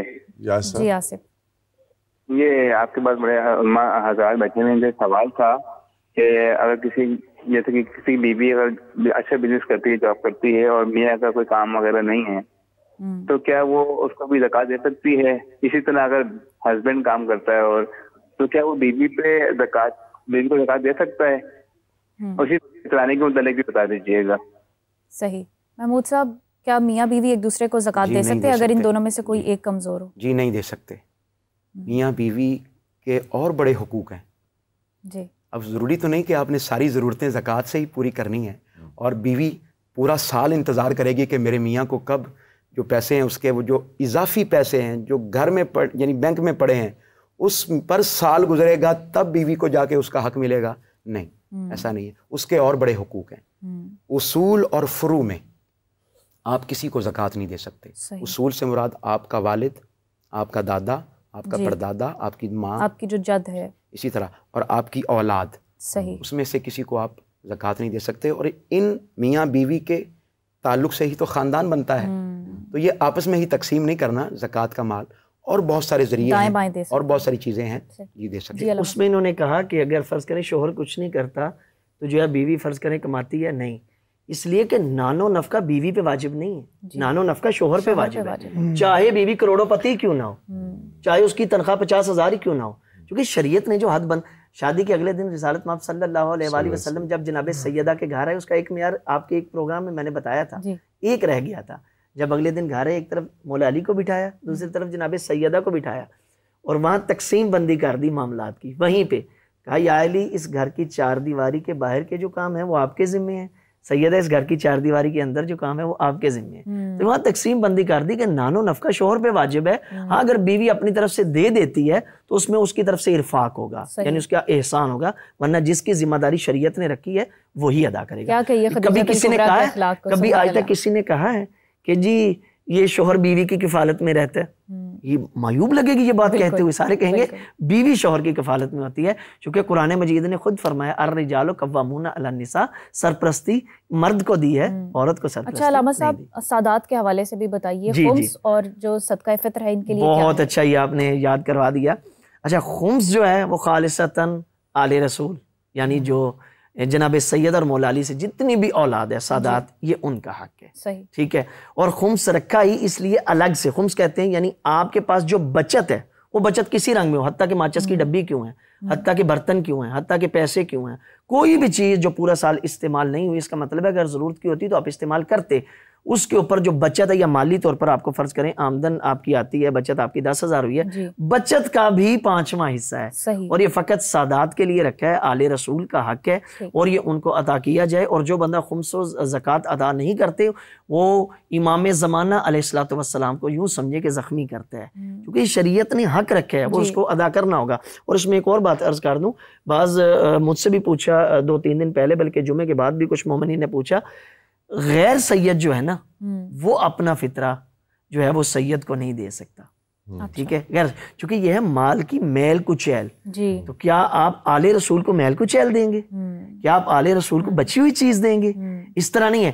آپ ان کے لیے اگر آپ نے دینا تو الگ سے خدمت کر دیں, بطور ہدیہ خدمت کر دیں, بطور خمس فرض کریں آپ نے کر دی ہے, لیکن اس سے ان کا گزارا نہیں ہو رہا. لیکن آپ زکوٰۃ فطرہ کی نیت سے نہیں دیں, بلکہ آپ انہیں وہی قرض حسنہ کی بات ہے نا. جی قرض حسنہ, لیکن سید کو فطرہ دے سکتے. اچھا نواز صاحب, آپ کی فاؤنڈیشن کے حوالے سے بھی میں جاننا چاہوں گی کہ سادات کے لیے آپ کا کیا کرائٹیریا ہے, آپ خمس وغیرہ بھی لیتے ہیں, صدقہ فطر, اس طرح کے معاملے؟ ہم نے بھی ایک سوال شامل کیا. ابھی فرمایا گیا یہاں پہ کہ جو زکوٰۃ ہے, صدقات ہیں اور اس طرح کی چیزیں, وہ حلال پیسے سے جو ہے وہ کرنی چاہیے. تو آپ کے پاس جو زکوٰۃ آتی ہے یا صدقات آتے ہیں, تو آپ کے پاس بھی کوئی جانچنے کا ایسا طریقہ کار ہے کہ یہ جو پیسہ آپ کے پاس زکوٰۃ کی مد میں آ رہا ہے یا صدقات کی مد میں آ رہا ہے, یہ حلال پیسہ ہے یا حلال نہیں ہے؟ بہت اچھا سوال کیا. ایک تو آپ نے سادات کے حوالے سے، اس کا ہم نے ایک بہت شفاف نظام بنا رکھا ہے، چونکہ جو زکوٰۃ ہے وہ نہ سادات پہ ہم خرچ کر سکتے ہیں اور نہ غیر مسلم پہ. صحیح. اس کے لیے ہمارے چیئرمین عبدالرزاق ساجد صاحب نے اپنی فیملی اور اپنے بہت خاص دوستوں کے تعاون سے خاص فنڈ قائم کر رکھا ہے کہ اگر ہمارے ہاسپٹل میں کوئی سید آتا ہے جس کو ٹریٹمنٹ کی ضرورت ہے تو اس کو ہم زکوٰۃ والے اس سے نہیں دیں گے، بلکہ جو الگ سے ہم نے ایک فنڈ بنایا ہوا ہے اس سے اس کی مدد کرنے. ہاں جی. اسی طرح جو ہمارا دسترخوان ہے، کیونکہ دسترخوان میں تو پتہ ہی نہیں ہے کوئی سید آ رہا ہے، کوئی غیر سید آ رہا ہے، غیر مسلم آ رہا ہے، تو اس میں ہم نے یہ خیال رکھا ہے کہ دسترخوان میں ہم زکوٰۃ کا پیسہ خرچ نہیں کرتے، کیونکہ ہمارا سارا سٹاف بھی وہیں سے کھانا کھاتا ہے اور ہر طرح کے لوگ آتے ہیں، اس میں ہم زکوٰۃ کا پیسہ خرچ نہیں کرتے. جو آپ نے سوال کیا ہے، سوال تو یہ بہت اہم ہے، لیکن اب ہم آن لائن ہمارا زیادہ ڈونیشن کا نظام ہے، تو جو آدمی بھیج رہا ہے آج خود، تو ہم اس کو، ہمارے پاس کوئی طریقہ ہی نہیں ہے کہ ہم جانچیں. لیکن میرا علماء سے ایک سوال ہے کہ عام طور پہ تاثر یہ ہے کہ جو ایک جیسے ابھی کہا گیا کہ یہ میل کچیل ہے مال کی، تو کیا آپ نے زکوٰۃ دے دیے، اب آپ کا سارا مال پاک صاف ہو گیا. اگر کسی کے ذرائع آمدن ہی مشکوک ہیں، ناجائز ہیں، تو کیا وہ مطمئن ہو جائے کہ اب میں نے زکوٰۃ دے دی ہے بہت صحیح طریقے سے، تو اب میرا بالکل ٹھیک ہو گیا. ہونے والے ہی تو مطمئن ہوتے ہیں. صحیح. نہیں، ایک بات میں عرض کر دوں، حساب ہمیشہ حلال میں ہے، حرام میں تو ڈائریکٹ جہنم ہے. جی، حرام تو حرام ہے، اس کے بارے میں کلیئر کٹ ایک ہی فیصلہ ہے قرآن کا اور حدیث کا، حساب حلال میں ہونا ہے. ٹھیک ہو گیا، حرام میں حساب نہیں. اچھا، یہاں پر ایک بات پیچھے رہ گئی تھی، میں اسی کو پھر کنیکٹ کروں گی کہ کچھ لوگ بڑے خوش خوراک ہوتے ہیں، وہ اپنا لائف سٹائل اور کھانا پینا بہت اچھا رکھتے ہیں، لیکن اس کے علاوہ جو ان کی باقی ضروریات زندگی ہے یا ان کا جو باقی کا لائف سٹائل ہے وہ ویسا نہیں ہوتا، پھر ایسے میں وہ اپنا دامن چھڑانے لگتے ہیں زکوٰۃ سے اور صدقہ فطر سے. اس حوالے سے کیا حکم ہوگا؟ نہیں، جو شریعت نے ایک ذمہ داری اور حق رکھا ہے تو وہ تو ادا کرنا ہوگا. اس میں اب یہ نہیں ہوتا کہ آپ اپنے بچنے کی نیت سے اس کے لیے کوئی عذر تلاش کریں. اس کا مطلب ہے جو بندہ عذر تلاش کر رہا ہے وہ خدا کے اس حکم کی جو خدا نے قائم کر رکھا اور واجب کر رکھا اس کا انکار کر رہا ہے. اور ابھی ہم نے عرض کیا کہ جس لیول کا وہ کھاتا ہے اسی لیول کا دے گا، جس لیول کا پہنتا ہے اسی لیول کا دے گا. اس طرح نہیں ہوتا کہ ادھر آپ اچھا کھا لیں اور ادھر آپ ثابت کھا لیں، ادھر آپ ٹوٹا دے دیں. اس طرح نہیں ہوتا. پھر اس کا مطلب ہے کہ یہ روح کی کثافت ہے، روح میں مسئلہ ہے. چونکہ جب احساس ہے، اصل میں روزے کا فلسفہ کیا ہے؟ اور روزے کا جو فلسفہ ہے وہ اصل فلسفہ یہ ہے کہ آپ ان لوگوں کی بھوک پیاس کو محسوس کر سکے جن کو سال میں کھانے کے لیے بکرے کا گوشت نہیں ملتا، کچھ ہیں جن کو چکن بھی نصیب نہیں ہوتا. تو آپ کوشش کریں ان کے لیے اچھا اہتمام کریں. بلکہ میں تو یوں کہا کرتا ہوں، آپ سیرت اہل بیت کو خدا کی قسم ملاحظہ کر کے دیکھیں، انفاق فی سبیل اللہ اور نماز روزے سے بڑھ کر خدمت خلق سیرت اہل بیت کا مرکزی پہلو ہے. اس کی ایک مثال دوں گا. ابھی ہمارے دونوں بھائیوں نے بہت اچھی بات کی کہ اپنی ضرورت سے جتنا اضافی ہے نا وہ دے دینا چاہیے آپ کو مستحب صدقات میں. لیکن جب ہم اہل بیت کے گھر کی طرف نظر دوڑا کر دیکھیں، وہ تو اپنا واجب بھی اٹھا کے دے دیتے ہیں، اپنی ضرورت بھی اٹھا کے دیتے ہیں. جبرائیل کبھی یتیم بن کر، کبھی مسکین بن کر، کبھی اسیر بن کر دروازے پہ آ رہا ہے. حالانکہ جبرائیل کو عقل سے خلق کیا، نور سے خلق کیا، اس کے اندر تو اللہ نے کھانے والا جنبہ ہے ہی نہیں. جبرائیل کھاتے ہی نہیں، بولو براز والا سلسلہ ہی جبرائیل میں نہیں ہے. لیکن اہل بیت نے اس کو بھی دے کے بتا دیا کہ جو حق نہیں رکھتا، جس کی ضرورت نہیں ہے، ہم اسے عطا کر رہے ہیں. اگر کوئی اہل حاجت تمہارے پاس آ جائے تو اسے جو ہے نا وہ تم انکار نہ کرنا، پھر نہ. ایک چھوٹا سا واقعہ میں کوشش کروں گا 1 منٹ میں کلوز کروں. مولا علی ابن ابی طالب علیہ السلام نے نماز پڑھی رسالت مآب کے ساتھ. نماز پڑھی اور رسالت مآب نے فرمایا یا علی آج تو ہم آپ کے مہمان بنیں گے. کہا یا رسول اللہ میں تو آئی آپ کی خدمت کے لیے. چل دیے گھر کی طرف. گھر گئے، کھانے کے لیے کچھ، میرے دماغ میں یہی واقعہ آ رہا ہے، گھر میں کھانے کے لیے کچھ نہیں تھا. میں کلوز کروں گا، کوشش کروں گا سمیٹ سکوں چونکہ اس میں نتیجہ بہت پیارا ہے. کھانے کے لیے کچھ نہیں تھا. جناب سیدہ سے پوچھا، کہا فاطمہ گھر میں کچھ ہے؟ کہا کچھ نہیں. کہا آپ اپنے بابا سے بیٹھ کے باتیں کریں بابا کے ساتھ، میں ابھی آیا. مولا نے کیا کیا؟ مولا نے 2 درہم قرض لیا. مولا گھر سے نکلے، 2 درہم قرض لیا. کیا کہنے، جب قرض لیا، قرض لے کے وہ واپس آ رہے کہ اس سے اہتمام کیا جائے، رسالت مآب کے کھانے کا انتظام کیا جائے. لے کے آ رہے تھے، کیا دیکھا کہ اپنے گھر سے پہلے نا حضرت مقداد گلی کے چکر کاٹ رہے ہیں. جناب مقداد کے بارے میں رسول خدا نے فرمایا قرآن مجید میں موجود کلمہ الف کی طرح مقداد کا ایمان. تو وہ کھڑے تھے. جی یعنی کیا مطلب؟ الف سے پہلے کوئی حرف آئے الف تب بھی الف رہتا ہے، الف کے بعد کوئی حرف آئے حمزہ تب بھی حمزہ رہتا ہے، یہ زیر نہیں ہوتا. وہ مقداد گلی کے چکر لگا رہے ہیں. تو مولا علی نے وہ 2 درہم لیے. یہاں میں آپ سے کویسچن کروں گا، آپ نے اس کا جواب دینا ہے کہ جب آئے تو کہا مقداد بڑا پریشان نظر آ رہا ہے. اچھا اصحاب اتنے خوددار تھے، جلدی پریشانی نہیں بتاتے تھے. کہا نہیں مولا کوئی ایسا مسئلہ نہیں. آپ کہیں جا رہے تھے شاید. کہا مقداد جب پوچھا نا تیسری مرتبہ کہا اگر مجھے نہیں بتائے گا تو پھر کسے بتائے گا. اب مقداد کہنے لگے گھر میں کھانے کے لیے کچھ نہیں ہے, بچے بھوک سے بلک رہے ہیں. علی نے کیا کیا آپ کو پتہ ہے اس کے جواب کا, وہی 2 درہم حضرت مقداد کو دے دی. اس میں نتیجے پہ دیکھنا ہے کہ اللہ تعالیٰ عطائیں کیسے کرتا ہے. وہی 2 درہم جناب مقداد کو دیے, کہا آپ اپنے بچے کا کھانوں کا اہتمام کریں, میرا اللہ وارث ہے. ادھر مولا علی دامن جھاڑ کے جب آئے ہیں نا, داخل ہوئے, کیا دیکھا گھر میں داخل ہوتے ہی دسترخوان لگا ہوا ہے. دسترخوان بھی کوئی زمینی نہیں لگ رہا, کوئی عرشی دسترخوان لگ رہا ہے, بڑے عمدہ قسم کے کھانے سجے ہیں. رسالت مام مسکرا کے کہتے ہیں یا علی کہاں چلے گئے, ہم تو کب سے آپ کا انتظار کر رہے تھے. مولا علی مسکرائے. اب جناب سیدہ کی ولایت تکوینی دیکھیے گا, جناب سیدہ سے کہا یہ کھانے کہاں سے آئے. اب پتہ مولا علی کو بھی ہے کہاں سے آئے ہیں, لیکن ہمیں سمجھانے کے لیے وہاں جناب سیدہ نے بہت پیارا جواب دیا.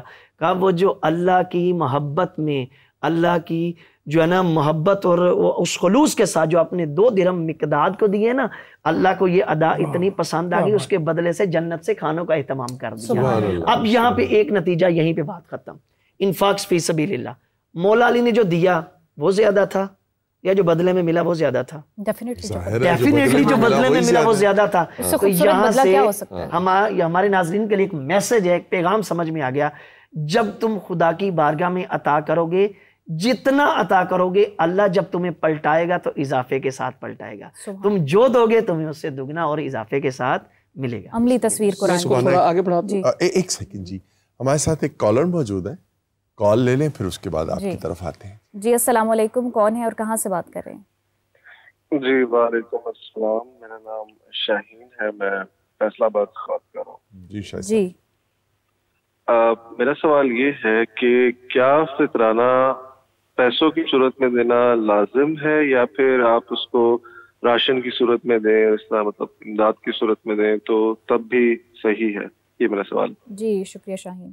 جی حافظ صاحب. جی افضل یہ ہے کہ جنس کی صورت میں دیا جائے, کیونکہ اس کا لفظ کھجور کے اور جو کے اور کشمش کے ان کے استعمال ہوئے, مگر کیونکہ ہم سمجھتے ہیں کہ جس آدمی کو ہم نے دینا ہے اس کی ضرورت پیسوں کی ہے اور اس نے بھی یہ بیچ کے چیزیں ہی آگے اس کی فردر کوئی اپنی ضرورت ہوگی, تو اس لیے علماء اس میں سے ایک رستہ نکالتے ہیں کہ آپ پیسے دے سکتے ہیں. اس حساب سے افضل یہ ہے کہ جنس کے اعتبار سے دیا جائے. تو میں جو بات ابھی آپ اس سے پہلے کر رہے تھے کہ خرچ کریں, جب تک آخرت کا احساس پیدا نہیں ہوگا نہ کوئی بندہ حرام سے بچے گا اور نہ کوئی بندہ. آپ فرما رہے ہیں کہ کون ہے جس کو اپنے مال سے زیادہ اپنے وارثوں کے مال سے محبت ہے؟ تو صحابہ نے کہا ہمیں تو اپنا مال پسند ہے. اپنا وہ ہے جو اللہ کو دے دیا, جو چھوڑ کے گئے تو وہ کس کا ہے؟ وارثوں کا. بندہ کہتا مالی میرا مال میرا, کہا نہیں جو کھا لیا تو اس کا, جو پہن کے وہ سیدھا کیا اس کا, یا جو اللہ کے لیے بھیج دیا. سورہ قلم میں ایک واقعہ اللہ تعالیٰ بیان کرتے ہیں, سمجھ آ جائے کہ ہمارے حالات جی معاشی طور پہ خراب ہو گئے ہیں, کاروبار نہیں چل رہا, دکانیں ٹھیک نہیں, اصل میں ہمارا انفاق ٹھیک نہیں ہے. کہ آدمی اللہ کے راستے میں خرچ کرتا تھا, فوت ہو گیا, تو بچے بیٹے کہنے لگے کہ وہ تو بابا تو ہمارا ایسا ہی تھا, غریبوں کو دیتا رہتا تھا, ہم رات کو ہی کھیت کاٹ لیں گے جا کے فصل, صبح کو آئیں گے پھر مسکین آ جائیں گے. جب وہ کھیت میں پہنچے تو وہ سارا جل کے راکھ ہو چکا تھا, اور پھر کہنے لگے کذالک العذاب, یہ عذاب آ گیا. قرآن مجید میں سورہ فجر میں کہا اما اذا مبتلاه فقدر علیہ رزقا, جب ہم ان کو آزماتے ہیں ان کے رزق کو تنگ کر دیتے ہیں, کہتے ہیں کہ ہمارے رب نے ہمیں ذلیل کر دیا. کہا نہیں, کلا بلا تکرمون الیتیم, تم نے مسکین کی عزت نہیں کی, اور ولا تحاضون علی طعام المسکین, تم نے مسکین کو کھانے کھلانے کی رغبت نہیں. اگر ہماری حکومتیں چاہتی کہ معاشی حالات ٹھیک ہوں ہمارے لوگ, تو ہم لوگوں پہ خرچ کرنا شروع کریں اور آخرت کے لیے. اما جی عائشہ رضی اللہ, ابھی بات انہوں نے کی بکری ذبح کی, تو آپ نے پوچھا کہ عائشہ میں نے بکری ذبح کی کیا بچا؟ کہنے لگی ایک شانہ بچا, ایک دستی, باقی سب بانٹ دیا. عائشہ یہی تو بچا ہے جو گھر میں پڑا ہے, جو تقسیم ہوا وہ نہیں. گھر میں ایک کھجور تھی اما جی عائشہ رضی اللہ عنہ کی, وہ بھی دے دی 2 یتیم بچیوں کو, اور گھر میں کچھ بھی نہیں تھا. تو یہ گھر تھے ان کے کہ اپنے بچوں کو بھوکا سلا کے مہمان کو کھانا کھلایا.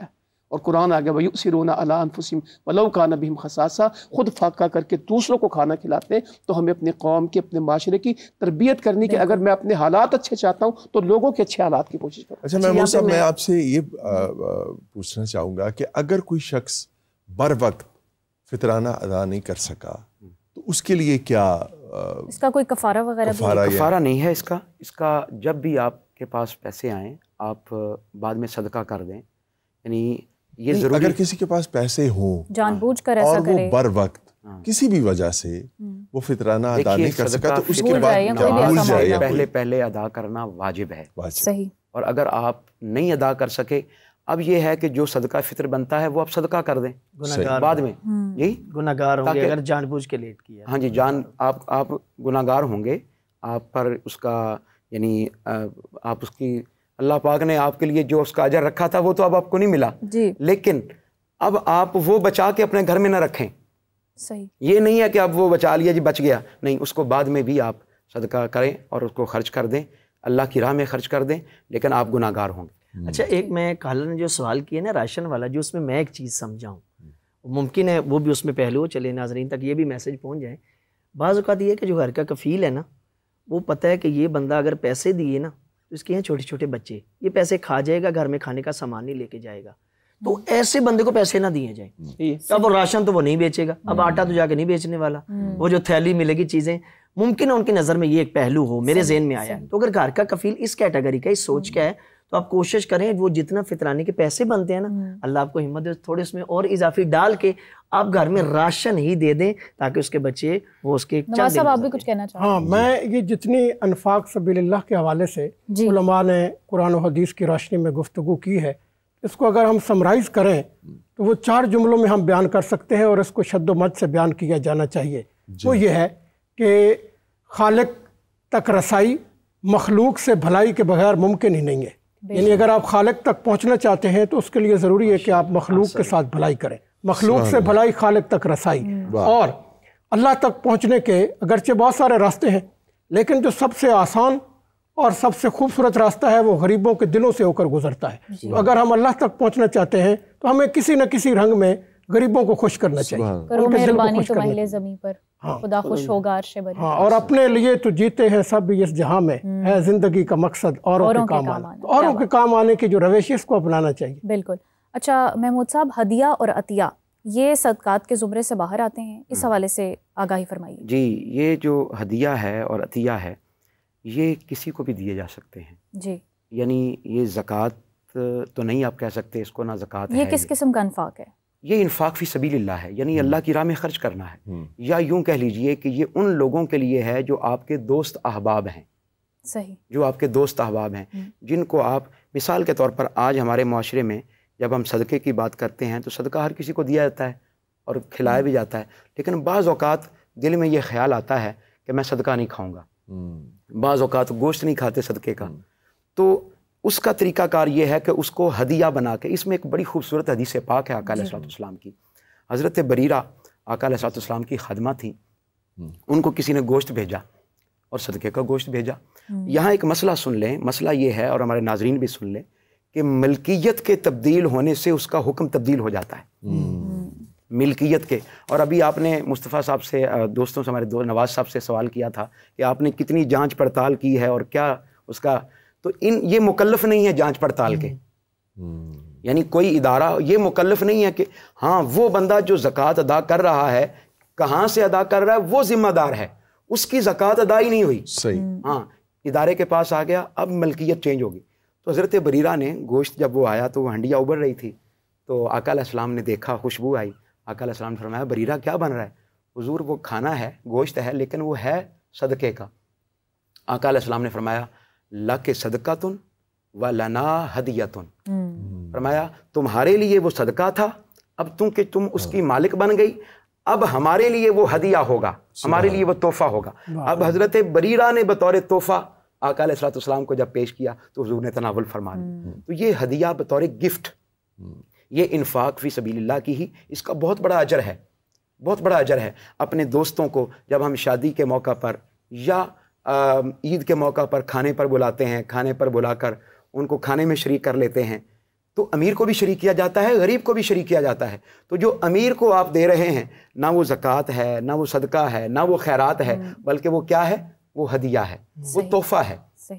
تو اس کا بڑا اجر ہے. اچھا فائزہ، آج آپ کو پتہ ہے کہ یوم پاکستان بھی ہے، 23 مارچ بھی ہے، تو ہمارے علماء کرام یہاں پہ تشریف فرمائے، تو اس حوالے سے بھی ان سے بات کر لیتے ہیں کہ قیام پاکستان میں جو علماء کا کردار ہے وہ کیا تھا، اور اب جب کہ پاکستان کو بنے اتنے برس بیت گئے اور یہاں پہ جو پاکستان بنانے کے مقاصد تھے قائد اعظم کے یا اس دور کے جو ان کے ساتھی تھے، وہ مقاصد کیا پورے ہوئے، اور اگر نہیں ہوئے تو اس میں ہمارے جو علماء ہیں ان کا کیا کردار ہے، کیا ہونا چاہیے؟ حافظ صاحب روشنی فرمائیے۔ جی، بر صغیر میں 1000 سال مسلمانوں کی حکومت رہی، بڑی شاندار رہی جی۔ اس کے بعد انگریزوں کا ایک دور آیا، 1857 میں ہم نے تحریک آزادی شروع کی، وہ بھی پوری نہ ہو سکی۔ 1906 میں ہم نے مسلم لیگ بنا لی، تو اس میں بھی کوئی رزلٹس نہ آئے۔ پھر قائد اعظم باہر چلے گئے، 1930 میں الہ آباد کا خطبہ ہوا، مگر کوئی بات بن نہیں رہی تھی۔ تو 1940 میں ٹھیک 85 سال پہلے 23 مارچ میں اسی شہر لاہور میں پورے بر صغیر کے مسلمان جمع ہوئے اور ایک کانفرنس منعقد کی گئی 3 دن کی، 22، 23، 24، کہ ہم اس میں بیٹھ کے کوئی ڈائلاگ کریں۔ آج بھی مسائل کا حل ڈائلاگ ہے۔ اس وقت بھی پورے بر صغیر کے، شرق کے، غرب کے، بنگال کے اور موجودہ ہندوستان کے، پاکستان کے سب لوگ جمع ہوئے اور ہم نے ایک قرارداد پیش کی پاکستان بنانے کے بعد۔ اور یہاں پہ ایک نعرہ لگا منٹو پارک میں، جسے مینار پاکستان آج کہتے ہیں، پاکستان کا مطلب کیا؟ لا الہ الا اللہ۔ بٹ کے رہے گا ہندوستان، بن کے رہے گا پاکستان، یہاں نعرہ لگا تھا۔ شیر بنگال مولوی فضل حق، یعنی مولوی ان کو کہا جاتا تھا۔ یہ جتنے لوگ تھے دین سے لوگ تھے، حتیٰ کہ ہم قائد اعظم رحمۃ اللہ علیہ کو پڑھتے ہیں، میں سمجھتا ہوں وہ ایک بہت بڑے عالم تھے۔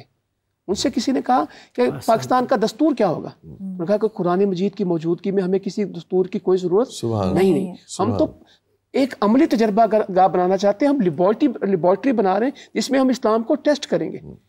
مغرب کا جو معاشی نظام ہے وہ فیل ہو رہا ہے، ہم اسلام کے سنہری اصولوں کے مطابق پاکستان کی معیشت کو استوار کریں گے۔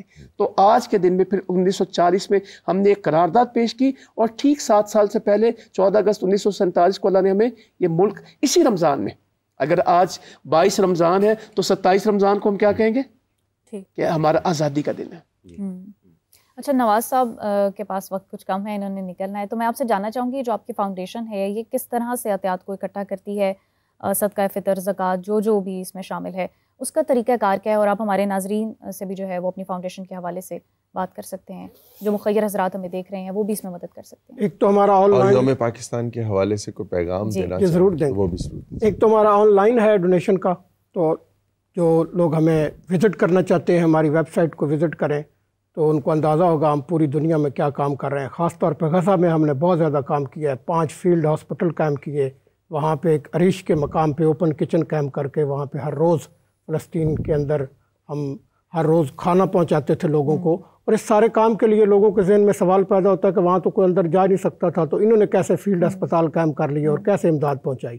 تو ہم نے جو اردن کی شاہی فیملی ہے ان کا ایک ہاشمی ٹرسٹ ہے، یہ مسجد اقصیٰ کا سارا نظام ہاشمی ٹرسٹ ہی چلاتا ہے۔ ایک تو ہمارا ان کے ساتھ MOU ہے، اور ایک ریڈ کریسنٹ مصر اور ریڈ کریسنٹ غزہ کے ساتھ ہے، ان کے تعاون سے ہم رفا بارڈر کے ذریعے اندر اپنی امداد پہنچاتے تھے۔ تو ایک ہمارا آن لائن سسٹم ہے ڈونیشن کا، اس کو لوگ فالو کر سکتے ہیں۔ لاہور میں مزنگ روڈ پہ انٹرمیڈیٹ بورڈ کے بالکل ساتھ ہمارا ہیڈ آفس ہے، وہاں پہ لوگ تشریف لا سکتے ہیں۔ ریجنل آفس ہیں ہمارے، وہاں پہ ہمارے کوآرڈینیٹر موجود ہیں، وہ وہاں پہ ان کو ڈونیشن دے سکتے ہیں۔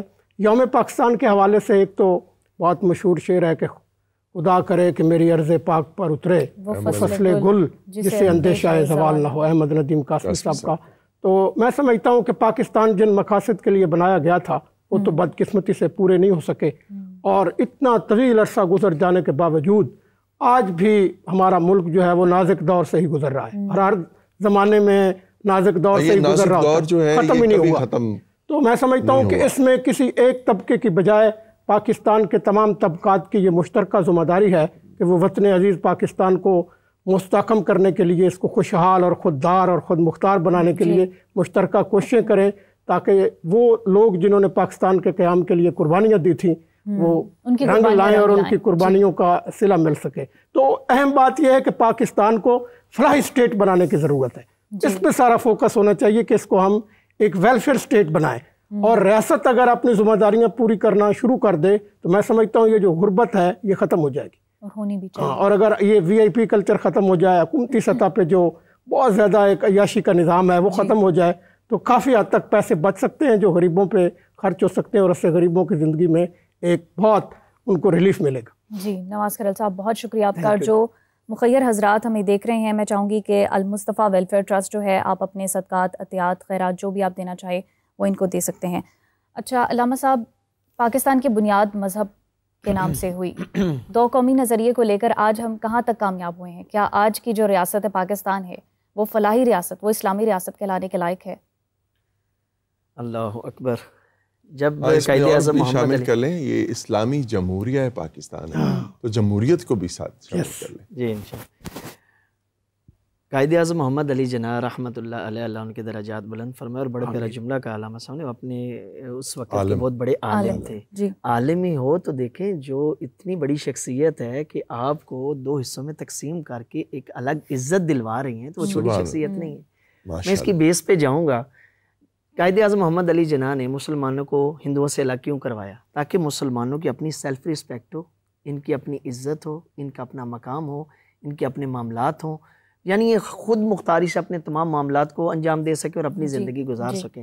لیکن افسوس کے ساتھ، وہی جو آپ نے سوال میں بات کی، افسوس کے ساتھ کہنا پڑ رہا ہے، لیکن آج بھی ہم خود مختار نہیں بن سکے، آج بھی ہم اپنی سیلف رسپیکٹ نہیں بنا سکے. یعنی اتنی ایٹمی ٹیکنالوجی ہونے کے باوجود، دو قوموں سے نکل کر ہم تو کئی قومیں بن گئے. جی وہ اس پہ میں آتا ہوں. یعنی کہ اپنی ٹیکنالوجی، اپنے سورسز، اپنے ذرائع، اپنے اسباب، اپنے پاس اتنی فیسلٹیز ہونے کے باوجود بھی ابھی تک ہم اپنے آپ کو خود مختار نہیں بنا سکے. ہم تو اتنی بھی پاور نہیں رکھتے کہ چلیں اپنے مسائل کا منہ اسرائیل کی طرف کر دیں، یہ تک نہیں کر سکے. یعنی کہ غلام فقط قید وہ نہیں ہوتا جس کو پنجرے میں قید کیا جائے. سب سے بڑا غلام پتہ غلام کسے کہتے ہیں؟ جو بدنی اعتبار سے جس کو قید کر دیا جائے، وہ غلام نہیں ہوتا. غلام ہوتا ہے جس کی سوچ کو غلام کر دیا جائے. وہ ہے نا، کسی ہاتھی کو ایک لمبے عرصے تک زنجیر سے جکڑا گیا تو بعد میں اسے زنجیر سے نکال بھی دیا تو پھر بھی وہ ایسے کا ویسا کھڑا تھا. کیوں؟ اس کی سوچ میں یہ تھا کہ میں نے یہاں سے ہلنا نہیں ہے. کاش ہم اس سے نکل آتے. جب خدا نے اتنی عزتیں دی تھیں، قائد اعظم محمد علی جناح کے توسط سے اتنا کچھ ملا، اگر اس وقت سے ترقی کی راہ پہ گامزن ہوتے اور یہ غلامی والی سوچ چھوڑ دیتے، اور جو قرآن اور حدیث اس کے منشور کے مطابق، یعنی وہ تو کلمہ توحید جس کی بنا پر اس پاکستان کی بنیاد رکھی گئی تھی، اگر اس میں کیا تھا؟ اب دیکھیں، پاکستان کا مطلب کیا؟ لا الہ الا اللہ. میں یہاں پہ آؤں گا جملے پہ. پہلا سنٹینس ہمارا کلمہ توحید، لا الہ الا اللہ. ڈائریکٹ اللہ کو نہیں منوایا. لا الہ یعنی اللہ کے علاوہ جو باقی معبود ہیں پہلے ان کو چھوڑو، ان کی نفی کرو، ان بدبختوں کو چھوڑو، حلوے سے بنائے ہوئے بتوں، لکڑی سے بنائے خداؤں کو چھوڑو، پھر اللہ تمہیں سمجھ میں آئے گا. اس کا مطلب کیا ہے کہ پاکستان بنے اس بنیاد پر. اب کیا مطلب؟ جو ملک پاکستان، جو ریاست پاکستان جو اس کے تحفظ کو ڈسٹرب کرے گی، جو اس کی سالمیت کو ڈسٹرب کرے، پہلے ان کی نفی کرو، ان کو چھوڑو، پھر تم ایک مضبوط اور ایک بہترین پاکستان بنا سکتے ہو. دو قومی نظریہ تو بن گئے، لیکن اس نظریے کی پاسداری، میں پھر وہی ڈاکٹر عبد القدیر علیہ رحمہ کا وہ جملہ ذکر کروں گا. جب سہیل وڑائچ صاحب نے ان سے فٹ پاتھ کے اوپر جہاں وہ انٹرویو لیا تو انہوں نے ایک جملہ کہا کہ کوئی ایسی چیز جس پہ آپ کو پشیمانی ہو، یعنی آپ کو افسوس ہو رہا ہو، کہا کہ اس ملک کو اتنی بڑی انرجی اور ایٹمی طاقت بنا کر یعنی اس کا استعمال نہیں کیا گیا.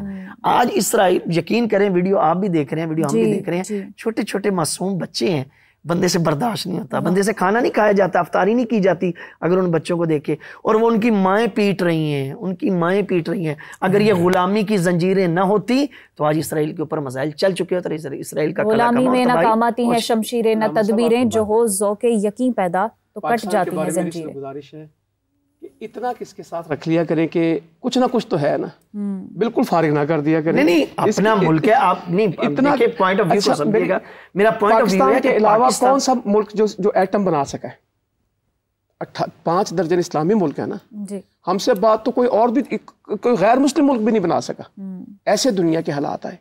آج بھی جان ہماری ضرورت ایٹم بم نہیں ہے، ہماری ضرورت روٹی ہے.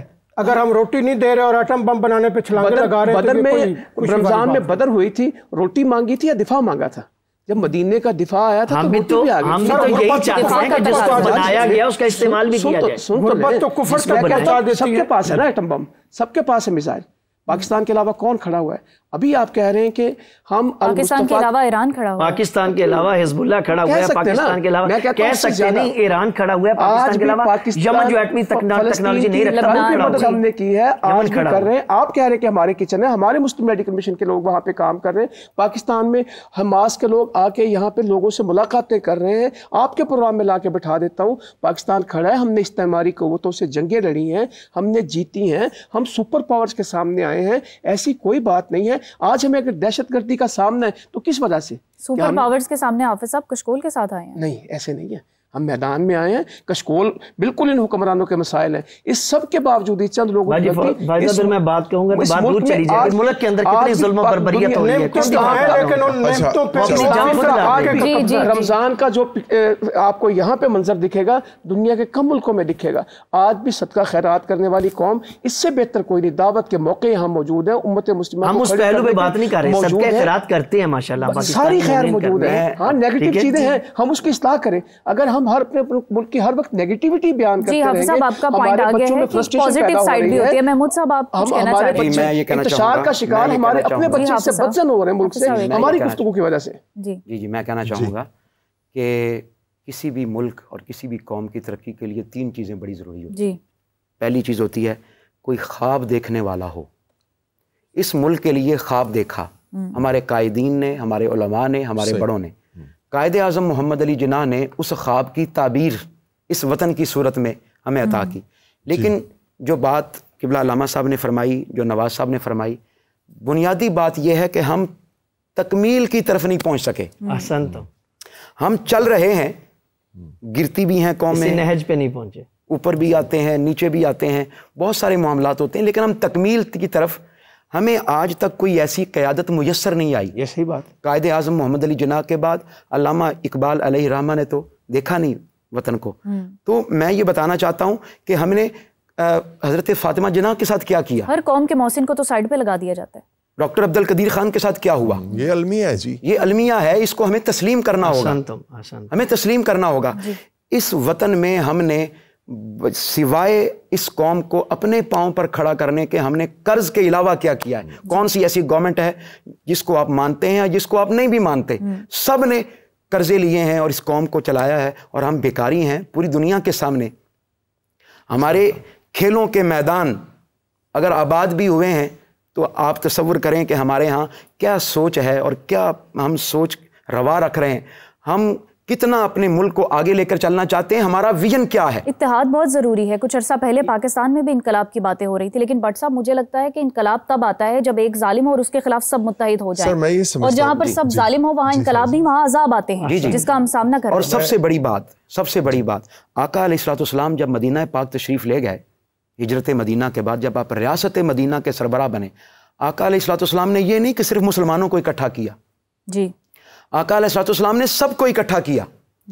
آج بھی اس قوم کو ایک قرارداد پاکستان کی ضرورت ہے، اور اکٹھا کرنے کے بعد پھر ایک ایسی قرارداد بنائی جائے، ایک ایسی ریزولوشن پاس کی جائے اور ٹارگٹ سیٹ کیے جائیں کہ ہم نے اس وطن کو وہاں تک لے کر جانا ہے۔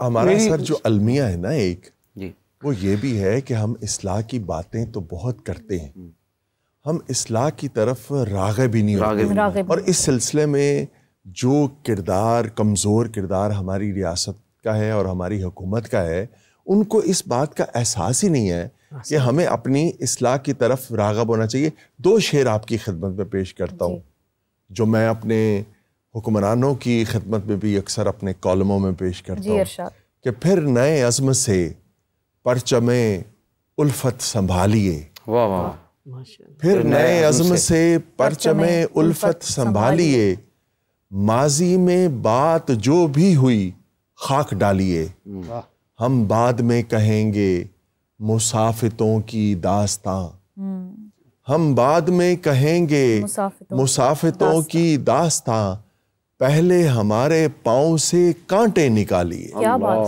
سبحان اللہ، سبحان اللہ۔ حافظ صاحب، انقلاب کی ضرورت ہے ہمارے ملک پاکستان کو۔ میری یہی گزارش ہے، ضرورت ہے، حکمرانوں کے اپنے مسائل ہیں، ابھی ہمیں ایک ہجوم کو قوم بنانا ہے۔ حکمرانوں کی کرپشن ہے، ان کی عیاشیاں، ساری باتیں ہو رہی ہیں، وہ سارا کیا قوم ٹھیک ہے؟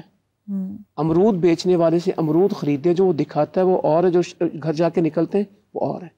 سیب خریدیں، اوپر کی تہ اور ہوگی، نیچے کی اور ہوگی، سب کے آخر والی۔ دودھ بیچنے والا ہماری خیر خواہی میں پانی ڈالتا ہے، وہ کہتا ہے کہ اگر میں پانی نہ ڈالوں تو بیمار ہو جاؤ گے، ہضم نہیں ہوگا۔ گوشت بیچنے والا اس میں گوشت میں بھی پانی ڈال کے بیچ رہا ہے ہمیں۔ پنکچر لگانے والے کے پاس جو ایک ہو تو وہ 4 بنا دیتا ہے، کام چھوٹا سا ہوتا ہے۔ ڈاکٹر باقاعدہ کیوں ٹیسٹ لکھ رہے ہیں؟ ریکوائرڈ نہیں ہے نا دوائیاں۔ تو پوری قوم کے علاج کی ضرورت ہے، اور اس کو ہم منتشر کر کے اور بگاڑ کے ساتھ اصلاح کی کوشش کریں گے تو اصلاح ہوگی. اگر ہم ہر وقت تنقید اور اصلاح میں بہت فرق ہوتا ہے. قوم کا جو رویہ ہو گیا نا وہ تنقید کا ہو گیا.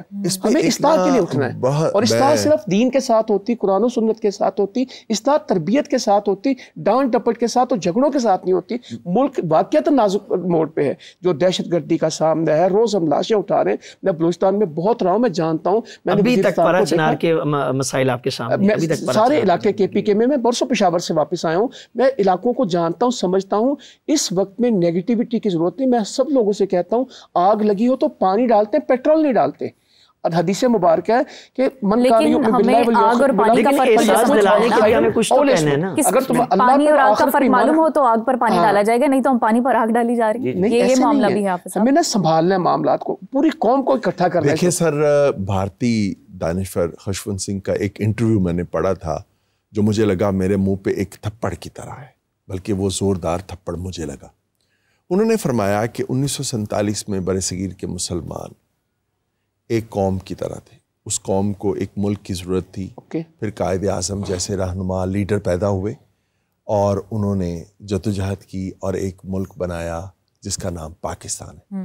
تب برصغیر کے مسلمان ایک قوم کی طرح تھے, انہیں ایک ملک کی ضرورت تھی.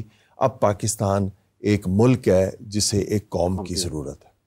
بس یہی اصل بات ہے. میں یہاں پر ایک بات کہنا یہ اصل بات ہے, اس پہ کوشش کریں گے. میں یہاں پر ایک بات کہنا چاہوں گا, بڑی امپورٹنٹ ہے. وہ یہ ہے کہ ہم اپنے ملک کی ترقی کا سوچ رہے ہیں, اپنے ملک کی بہتری کا سوچ رہے ہیں, لیکن میں حافظ صاحب کی ایک بات کو ضرور سیکنڈ کرنا چاہوں گا کہ ہم خود ذمہ دار ہیں اپنے اس ملک کے پرابلمز کے. اور یہ قرآن مجید کا اصول ہے, ان اللہ لا یغیر ما بقوم حتی یغیروا ما بانفسہم. ہم اپنے حالات خود ہی تبدیل نہیں کرنا چاہتے. صحیح. ہم اپنی سوچوں اور فکروں کے زاویوں کو خود درست نہیں کرنا چاہتے. From top to bottom, from top to bottom ہر بندہ کرپشن میں ملوث ہے. ہماری سڑک سے گنے والا ٹرالر گزرتا ہے اور ایک عام شخص یہ جانے بغیر کہ میں وہاں سے ایک گنا کھینچ رہا ہوں اور کھینچ کے اس کو میں کھا رہا ہوں, یہ حلال کھا رہا ہوں کہ حرام کھا رہا ہوں, یہ چوری میرے لیے جائز بھی ہے یا نہیں, آپ تصور کریں. یعنی ایک عام شخص, میں کامن مین کی بات کر رہا ہوں. جس طرح آپ نے مثالیں دی, گوالے کی مثالیں دی, آپ نے گوشت کی مثال دی, یہ سارے ہماری کامن جو سوچ ہے معاشرے میں وہ ٹھیک نہیں ہے. اگر ہم نے خود اپنے آپ پر, اپنے اعمال پر, اپنے ایکشنز پر غور کر لیا, ہم نے اچھے لیڈرز منتخب کر لیے, اچھے حکمران منتخب کر لیے, ہم نے اچھی قیادت منتخب کر لی, اور اللہ پاک اچھی قیادت صرف انہیں دیتا ہے جو اس کے بارے میں سوچتے ہیں. اگر میں ووٹ اپنی نالی کے پکے کروانے پر اور سڑک کو پختہ کروانے پر اور بچے کو نوکری دینے پر ووٹ دے رہا ہوں تو مجھے اچھے کی تھانے کچہری پر تو مجھے پھر اچھی امید نہیں رکھنی چاہیے. اب تو آپ کا ووٹ میٹر ہی نہیں کرتا, یہ ایک الگ موضوع ہے. اچھا بٹ صاحب, ہم اپنے لاسٹ سیگمنٹ کی طرف بڑھتے ہیں. ہمیں جوائن کیا ہے زینب وحید جو کہ ممبر نیشنل یوتھ کاؤنسل ہیں. آپ کلائمیٹ ایکٹیوسٹ اور UNICEF youth force site fellowship winner بھی ہیں, جو کہ واقعی پاکستان کے لیے ایک بہت بڑا اعزاز ہے. اور زینب کو پاکستان میں اقوام متحدہ اور حکومت پاکستان نے مشترکہ طور پر کلائمیٹ ہیرو کا جو ہے وہ اعزاز دیا ہے. تو زینب, سب سے پہلے تو السلام علیکم اینڈ ویلکم ٹو شو. کیسی ہیں آپ اور کیسا گزرا ہے آپ کا رمضان؟ وعلیکم السلام, بہت شکریہ مجھے موقع دینے کا. الحمدللہ میرا رمضان بہت اچھا گزر رہا ہے. یہ میرا پہلا رمضان ہے جو میں اپنی فیملی سے دور گزار رہی ہوں, بیکاز میں اپنی انڈر گریجویٹ اسٹڈیز ادھر کارلٹن کالج ان امریکہ پرسو کر رہی ہوں. تو ٹائم زونز بھی مختلف ہیں, اپنے اون پہ سحری اور افطار مینیج کرنا, تراویح مینیج کرنا ذرا سا چیلنج تھا ان دا بگننگ, لیکن اب الحمدللہ مجھے عادت ہو گئی ہے. زینب, آج کل آپ کی کیا ایکٹیویٹیز ہیں, کن شعبوں میں کام کر رہی ہیں آپ؟ آج کل آن کیمپس میں ایک جو میری فیلوشپ تھی یونیسیف کے ساتھ, which is the UNICEF Youth Foresight Fellowship, اور اس کی مناسبت سے میں UN یوتھ آفس میں پاکستان کی ریپرزنٹیشن بھی کرتی ہوں. تو میرے پاس ایک مائکرو گرانٹ ہے UN کی طرف سے, جس کی مدد سے میں آن کیمپس ایک فورسائٹ کلب سٹارٹ کر رہی ہوں, جس کے اوپر میں کام بھی کر رہی ہوں, جس کا مقصد ہے اپنے ارد گرد کے بچوں کو جمع کر کے یہ سوچنا کہ ہمارا مستقبل کیسا ہوگا, اس مستقبل تک کیسے پہنچے, کیسا مستقبل ہے, کیسا مستقبل ہے جس تک ہم نہیں پہنچنا چاہتے, اور ہم آج کیا کریں تاکہ وہ ڈسٹوپیا ہم نہ اچیو کریں. اور اس کے علاوہ میرا یونیسیف کے ساتھ کام بھی جاری ہے, اور پاکستان میں جب میں تھی میری کانفرنسز بہت تھیں. ابھی ریسنٹلی جب نیشنل یوتھ کاؤنسل میں میری سلیکشن ہوئی تو میں پاکستان واپس آئی, اور نومبر میں دبئی فیوچرز فورم گئی, اور اس سے پہلے فورڈ فاؤنڈیشن میں ایک کانفرنس تھی جہاں مجھے کی نوٹ اسپیکر کے طور پہ منتخب کیا گیا تھا. تو یہ میری ایکٹیویٹیز ہیں, آن گراؤنڈ بھی کام چل رہا ہے, کانفرنسز میں پاکستان کی نمائندگی کر رہی ہوں. اچھا, اقوام متحدہ UN کی طرف سے اور پاکستان کی طرف سے, دونوں کی طرف سے آپ کو کلائمیٹ ہیرو کا جو ہے وہ اعزاز دیا گیا ہے, ذرا اس کی کہانی کیا ہے ہمیں بھی بتائیں. میرا پاکستان میں آن دا گراس روٹس کام ہے مدارس کی بچیوں کے ساتھ بیٹھ کے کلائمیٹ ایجوکیشن کے بارے میں بات کرنا, انہیں بتانا کلائمیٹ چینج کا ان پہ کیا امپیکٹ ہوگا اور ان کی کمیونٹیز پہ کیا امپیکٹ ہوگا. مقصد ایک بلائنڈ اسپاٹ کو آئیڈینٹیفائی کرنا تھا کہ کیونکہ ہماری فارمل ایجوکیشن ان کو کلائمیٹ ایجوکیشن کے حوالے سے مس آؤٹ کر جاتی ہے, اور ان کو مین اسٹریم میڈیا سے بھی اس رسک کی انفارمیشن نہیں ملتی. تو میرا فوکس تھا اس بلائنڈ اسپاٹ کو آئیڈینٹیفائی کر کے ان تک پہنچانا, اور اس امید کے ساتھ کہ ان بچیوں تک پہنچنے کی وجہ سے ہم ان کی کمیونٹیز کو بھی کلائمیٹ ڈیزاسٹرز کے لیے تیار کر رہے ہوں گے, کیونکہ ہمیں پتہ ہے کہ یہ بچیاں ان کمیونٹیز سے آتی ہیں جن پہ کلائمیٹ چینج کا سب سے زیادہ امپیکٹ ہوتا ہے, ان کے پاس سب سے کم وسائل ہیں اس کا مقابلہ کرنے کے لیے. یہ میرا گراس روٹس پہ کام ہے, اور اس کے علاوہ کانفرنسز, پروٹیسٹ میں جانا, اپنے ارد گرد یوتھ کو موبلائز کرنا اس کاز کے لیے, یہ میرا گراس روٹس کام تھا جس کی بنیاد پہ مجھے یہ تمام تر ریکگنیشنز ملی. بہت ہی زبردست. اور ہمیں یہ بھی بتائیں کہ یہ پرائم منسٹر جو یوتھ کاؤنسل ہے اس کا کیا کردار ہے, اور آپ اس کے ممبر بھی ہیں, کیا کچھ خدمات اس سلسلے میں بھی آپ نے کی ہیں یوتھ کے لیے؟ سو فار اس کاؤنسل کی اسٹیبلشمنٹ کو تقریباً 2 مہینے ہوئے ہیں, دسمبر میں اناؤنس ہوا تھا, اور میرا خیال ہے یہ ایک انقلابی قدم ہے. پاکستان کی ہسٹری میں ہم نے اس قسم کی یوتھ موبلائزیشن کسی اور دور حکومت میں نہیں دیکھی. اس کا تمام تر کریڈٹ ہمارے پرائم منسٹر صاحب کو جاتا ہے, اور اس کے بعد رانا مشہود صاحب ہمارے پرائم منسٹر کی ویژن کی امپلیمنٹیشن کر رہے ہیں. اس پلیٹ فارم کا مقصد تھا پاکستان کے تمام تر علاقوں میں جو بھی لوگ کسی بھی فیلڈ میں اچھا کام کر رہے ہیں اور پاکستان کی نمائندگی بھی کر رہے ہیں انٹرنیشنلی, اور لوکلی بھی اپنے ارد گرد کمیونٹیز کو موبلائز کر رہے ہیں ان کے لیے کمیونٹی سروس. اور اس میں نہ صرف کلائمیٹ بلکہ ایجوکیشن کا, IT کا, اسپورٹس کا, ورلڈ چیمپئن شپس کا, تمام تر لوگوں کی ریپرزنٹیشن ہے. پلیٹ فارم کا مقصد تھا ان کو آپس میں کنیکٹ کرنا, اور نہ صرف یہ بلکہ ان کو حکومت تک بھی ایکسس دینا تاکہ وہ ایک ایڈوائزری کیپیسٹی میں جس بھی فیلڈ پہ ان کی ایکسپرٹیز ہے اس کے بارے میں سجیشنز دے سکیں, اپنے آئیڈیاز پیش کر سکیں, اور حکومت کے لیے کہ ان تمام تر آئیڈیاز کو لے کے اپنی پالیسیز میں کیسے انٹیگریٹ کریں اور یوتھ وائسز کو اپنے ڈیسیژنز میں کیسے شامل کریں. تو ایک ایسے ملک میں جہاں یوتھ ہمیں منفی نیریٹیوز میں جکڑی ہوئی نظر آتی ہے, اس ملک میں اس طرح کا اقدام انٹروڈیوس کرنا بھی میرا خیال ایک انقلابی قدم ہے, اور اس کا تمام تر کریڈٹ ہماری حکومت کو بھی جاتا ہے, اور ان تمام لوگوں کو بھی جنہوں نے اس کٹھن سلیکشن میں حکومت کا کو اسسٹ کیا اسینشلی. اچھا زینب, زینب آج آپ جانتی ہیں یوم پاکستان ہے, 23 مارچ ہے, تو اس حوالے سے آپ یوتھ کے لیے کوئی پیغام دینا چاہیں؟ میں کیونکہ میں ایک جرنلسٹ بھی ہوں, میں لکھتی بھی ہوں, میں دیکھتی ہوں اپنے ارد گرد مجھے یوتھ بہت سارے, جیسے میں نے ابھی کہا, منفی نیریٹیوز میں جکڑی ہوئی نظر آتی ہے. بہت سارے پولرائزنگ فیکٹرز ہیں جو اس کو ڈیوائڈ کر رہے ہیں, اور ہمارا مقصد ترقی کی طرف بڑھنا ہونا چاہیے. ہمارا مقصد ہونا چاہیے ہم اپنے لیے بھی کام کریں, اس ملک کے لیے بھی کام کریں, لیکن بہت سارے ایسے فیکٹرز ہیں جس کی وجہ سے میں اپنے ارد گرد کے نوجوانوں کو اس منزل تک کام کرتا ہوا نہیں دیکھ رہی. تو ایسے مواقع پہ ہمیں اپنے لیڈرز کی بات کو یاد کرنا چاہیے, اور یہاں پہ مجھے اقبال کے اشعار ہمیشہ اور لازمی یاد آتے ہیں. انہوں نے فرمایا, کبھی یہ نوجوان مسلم تدبر بھی کیا تو نے, وہ کیا گردوں تھا تو جس کا ہے ایک ٹوٹا ہوا تارا, تجھے اس قوم نے پالا ہے آغوش محبت میں, کچل ڈالا تھا جس نے پاؤں میں تاج سرے دارا, تجھے آباد سے اپنے کوئی نسبت ہو نہیں سکتی, کہ تو گفتار وہ کردار, تو ثابت وہ سیارہ, گما دی ہم نے جو اسلاف سے میراث پائی تھی, سریا سے زمین پر آسمان ہے ہم کو دے. بہت خوب زینب, بہت شکریہ, بہت اچھا لگا آپ سے بات چیت کر کے, اور بہت ساری آپ کی خدمات ہے. میں چاہتی تھی کہ آپ کے ساتھ اور بھی گفتگو ہو, اور یوتھ کے لیے جو ہے وہ یہ بہت ہی انسپائرنگ سٹوری ہے زینب وحید کی. انشاءاللہ پھر آپ سے کبھی بات چیت کریں گے. بہت شکریہ زینب. اور بٹ صاحب, ہمیں اسٹوڈیو میں جو ہے وہ ایک بہت ہی ٹیلنٹڈ اور کریٹو مصور نے بھی جوائن کیا ہے. ان کے جو فن پارے ہیں ان کی خاص بات یہ ہے کہ نہ تو اس میں جو ہے وہ رنگوں کا استعمال ہوتا ہے، نہ ہی پینٹ برشز کا استعمال ہوتا ہے، بلکہ اپنی نوعیت کا ایک بہت منفرد فن جو ہے انہوں نے انٹروڈیوس کرایا ہے کہ جو کیلیں ہوتی ہیں انہیں ٹھوک کر یہ خاکے بناتے ہیں. ہمارے ساتھ موجود ہے احمد علی صادق صاحب. سب سے پہلے تو بہت شکریہ آپ کا. کیسے ہیں اور رمضان کیسا گزرا ہے آپ کا؟ جی الحمدللہ بہت اچھا رمضان گزرا ہے اور میں بھی ٹھیک ہوں. آپ کیسے ہیں سب؟ جی الحمدللہ بالکل ٹھیک. یہ جو آپ کا ٹیلنٹ ہے، یہ خاص قسم کی مصوری میں اس کو کہوں گی، میں نے تو اس سے پہلے ایسا کچھ دیکھا بھی نہیں. یہ آپ کو آئیڈیا کہاں سے آیا؟ یہ ایسے ہی ہے کہ میرا بھی شروع سے شوق تھا کہ میں کچھ مختلف کروں، اور جس طرح علامہ اقبال صاحب کی بات ہو رہی تھی تو ان کے اشعار جو تھے وہ مجھے بڑے متاثر کیے کہ دیار عشق میں اپنا مقام پیدا کرنے یا زمانہ نہیں صبح شام پیدا کر. تو میں نے یہ سوچا کہ میں کچھ مختلف کیوں نہیں کر سکتا. اسکیچنگ پینٹنگ تو سب کر رہے ہیں، تو اس کی یہ کڑی سے میں نے 3-4 آئیڈیاز پہ کام کیا، اور پھر اس میں پھر یہ تھا تو بھائی یہی سوچ تھی کہ کچھ مختلف کرنا.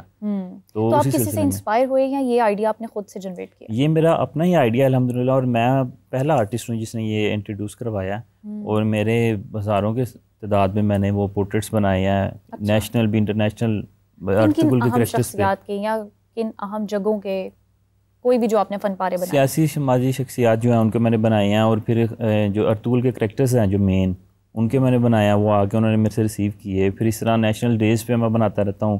23 مارچ ہو گیا، 14 اگست شہداء کے بنائے تھے، ان کو ٹریبیوٹ پیش کیا. زبردست. تو یہ میرا کام بڑا سراہا گیا، اور اس میں اب میں الحمدللہ میرا پیشن بھی ہے اور یہ پروفیشن بھی یہی ہے.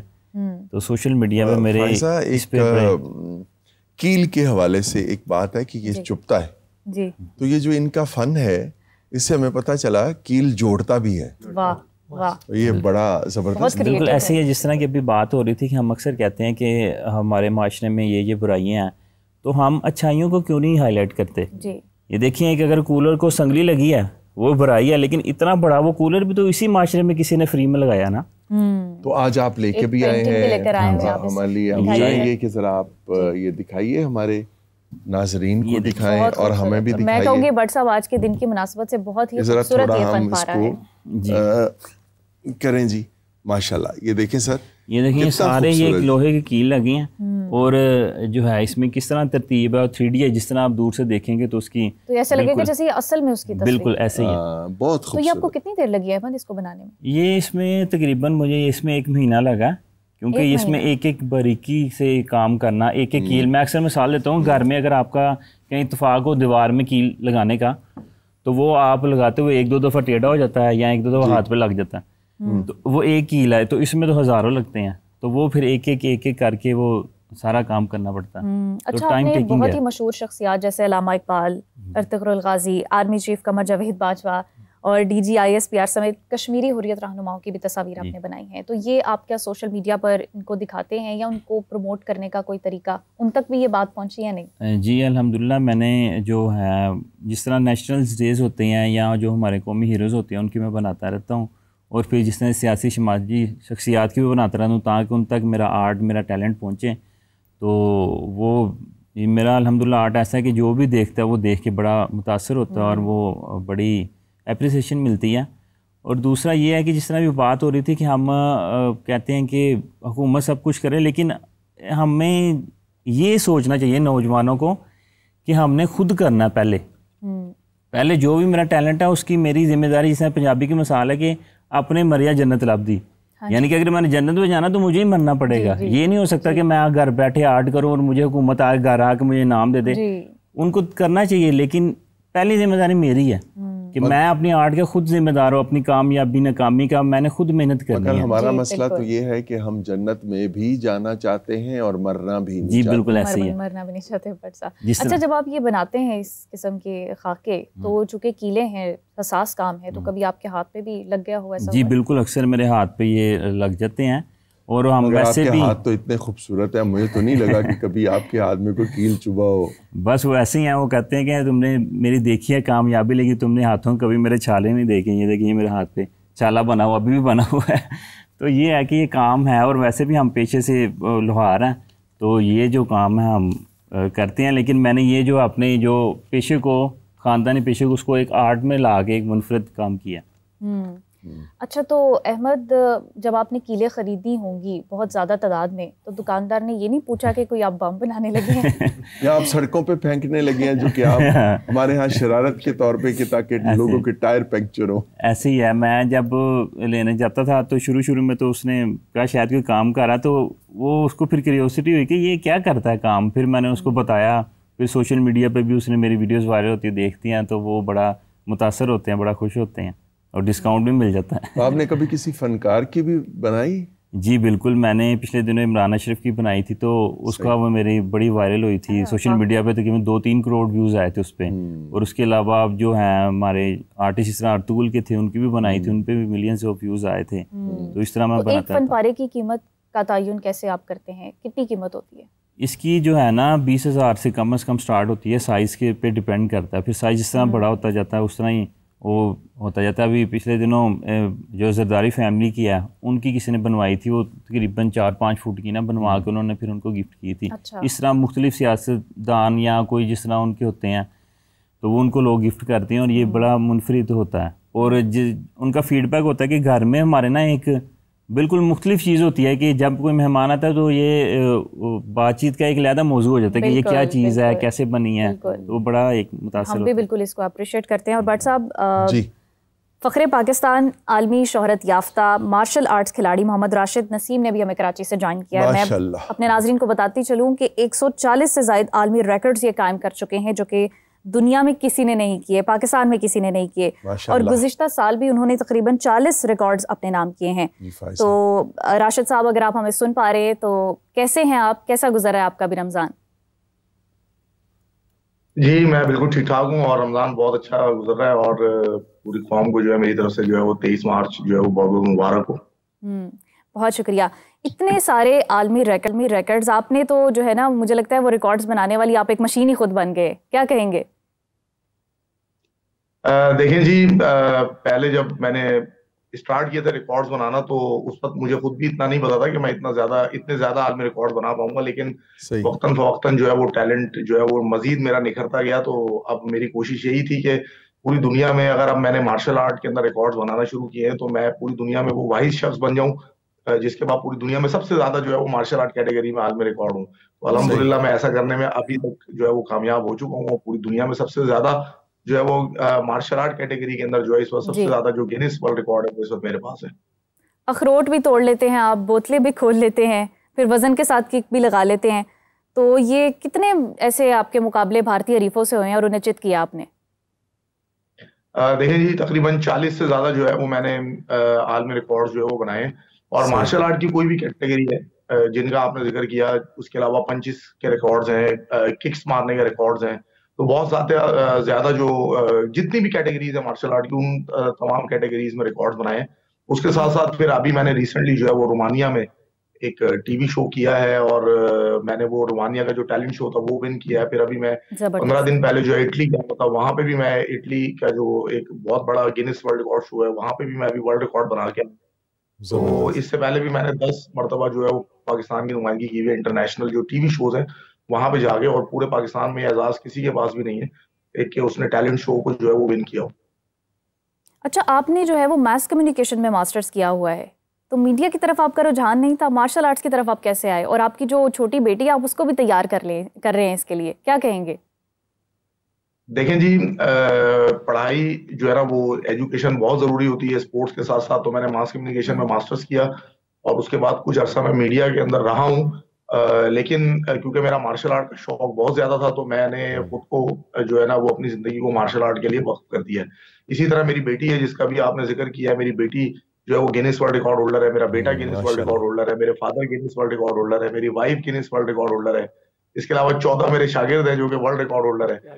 تو میری کوشش ہے کہ مارشل آرٹ کی جتنی خدمت کی جا سکے, مارشل آرٹ کو جتنا پروان چڑھایا جا سکے اس ملک کے اندر. دنیا میں آپ کی دھوم ہے راشد صاحب, اٹلی, جرمنی, کوریا, چین اور سنگاپور کے ٹی وی شوز میں انہوں نے پاکستان کو ریپرزینٹ کیا. اور انٹرسٹنگلی امریکن گاٹ ٹیلنٹ اور جو برٹش گاٹ ٹیلنٹ ہے ان کے پرفارمنس کو بھی جو ہے وہ انہوں نے شکست دی ہے, ڈیفیٹ کیا ہے. تو کیسا لگتا ہے جب آپ کو انٹرنیشنل لیول پر سراہا جاتا ہے اور آپ پاکستان کی نمائندگی کرتے ہیں؟ دیکھیں جی یہ تو ایک ایسی فیلنگز ہے جو ناقابل بیان ہوتی ہے, اور جب میں ان شوز کے اندر جا کے پرفارم کر رہا ہوتا ہوں میرے خیال کی جو ہے وہ لائن کٹ گئی ہے. بہت پاکستان میں فائزہ ٹیلنٹ کی کوئی کمی نہیں ہے ہر شعبے میں. اصل مسئلہ یہ ہے کہ ہم لوگ ٹیلنٹ کی قدر نہیں کرتے, جس کی وجہ سے ٹیلنٹ جو ہے وہ پنپتا نہیں ہے, پروان نہیں چڑھتا ہے, اس کی پرورش نہیں ہوتی ہے. جی راشد صاحب, اگر آپ ہمیں سن پا رہے ہیں تو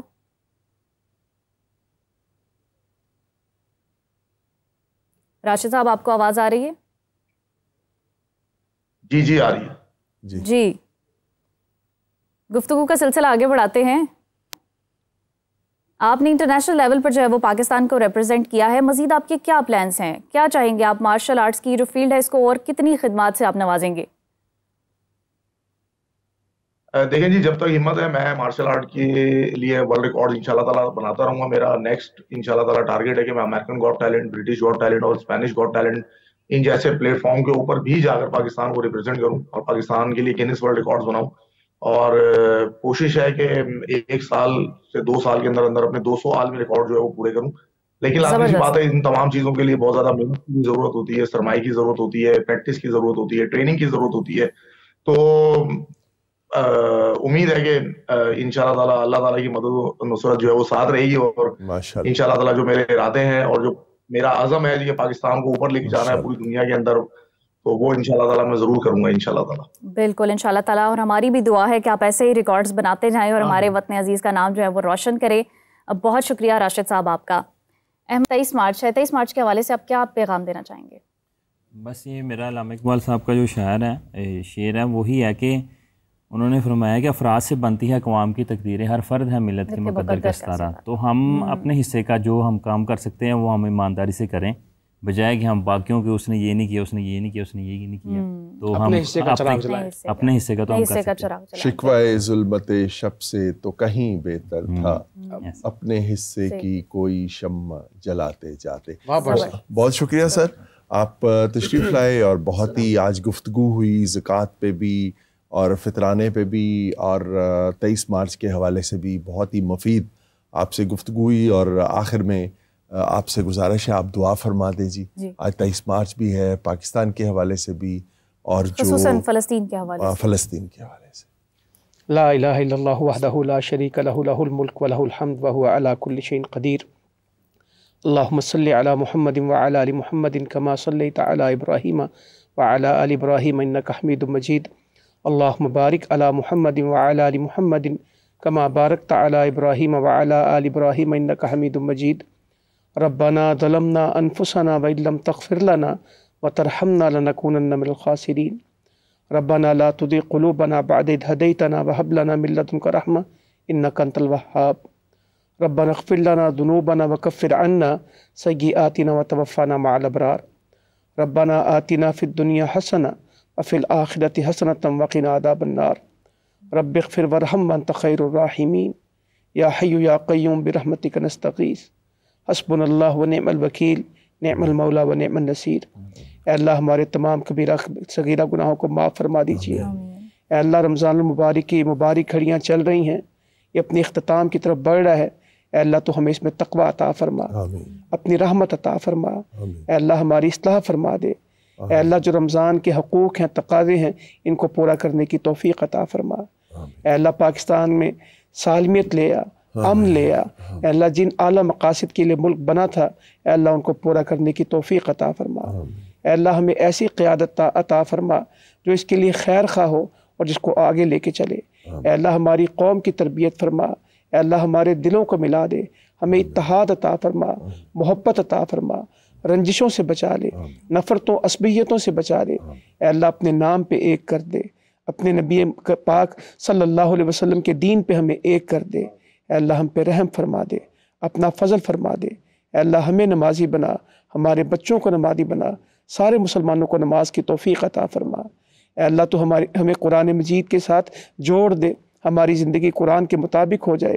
نبی کریم صلی اللہ علیہ وسلم کی سیرت اور سنت عطا فرما, آپ کی محبت اور اتباع عطا فرما. اے اللہ ہمیں صحابہ اکرام کی زندگی, اہل بیت کی زندگی, اے اللہ خلفۂ راشدین کی زندگی عطا فرما. اے اللہ اس رستے پہ چلنے کی توفیق عطا فرما. اے اللہ ہمارے بیماروں کو شفا عطا فرما. اے اللہ جو ہمارے فوت ہو گئے ان کی مغفرت فرما. اللہ جو پریشان حال ہیں، تنگ دست ہیں، ان کے لیے آسانیاں فرما دے۔ اللہ جو بے اولاد ہیں، نیک صالح اولاد عطا فرما۔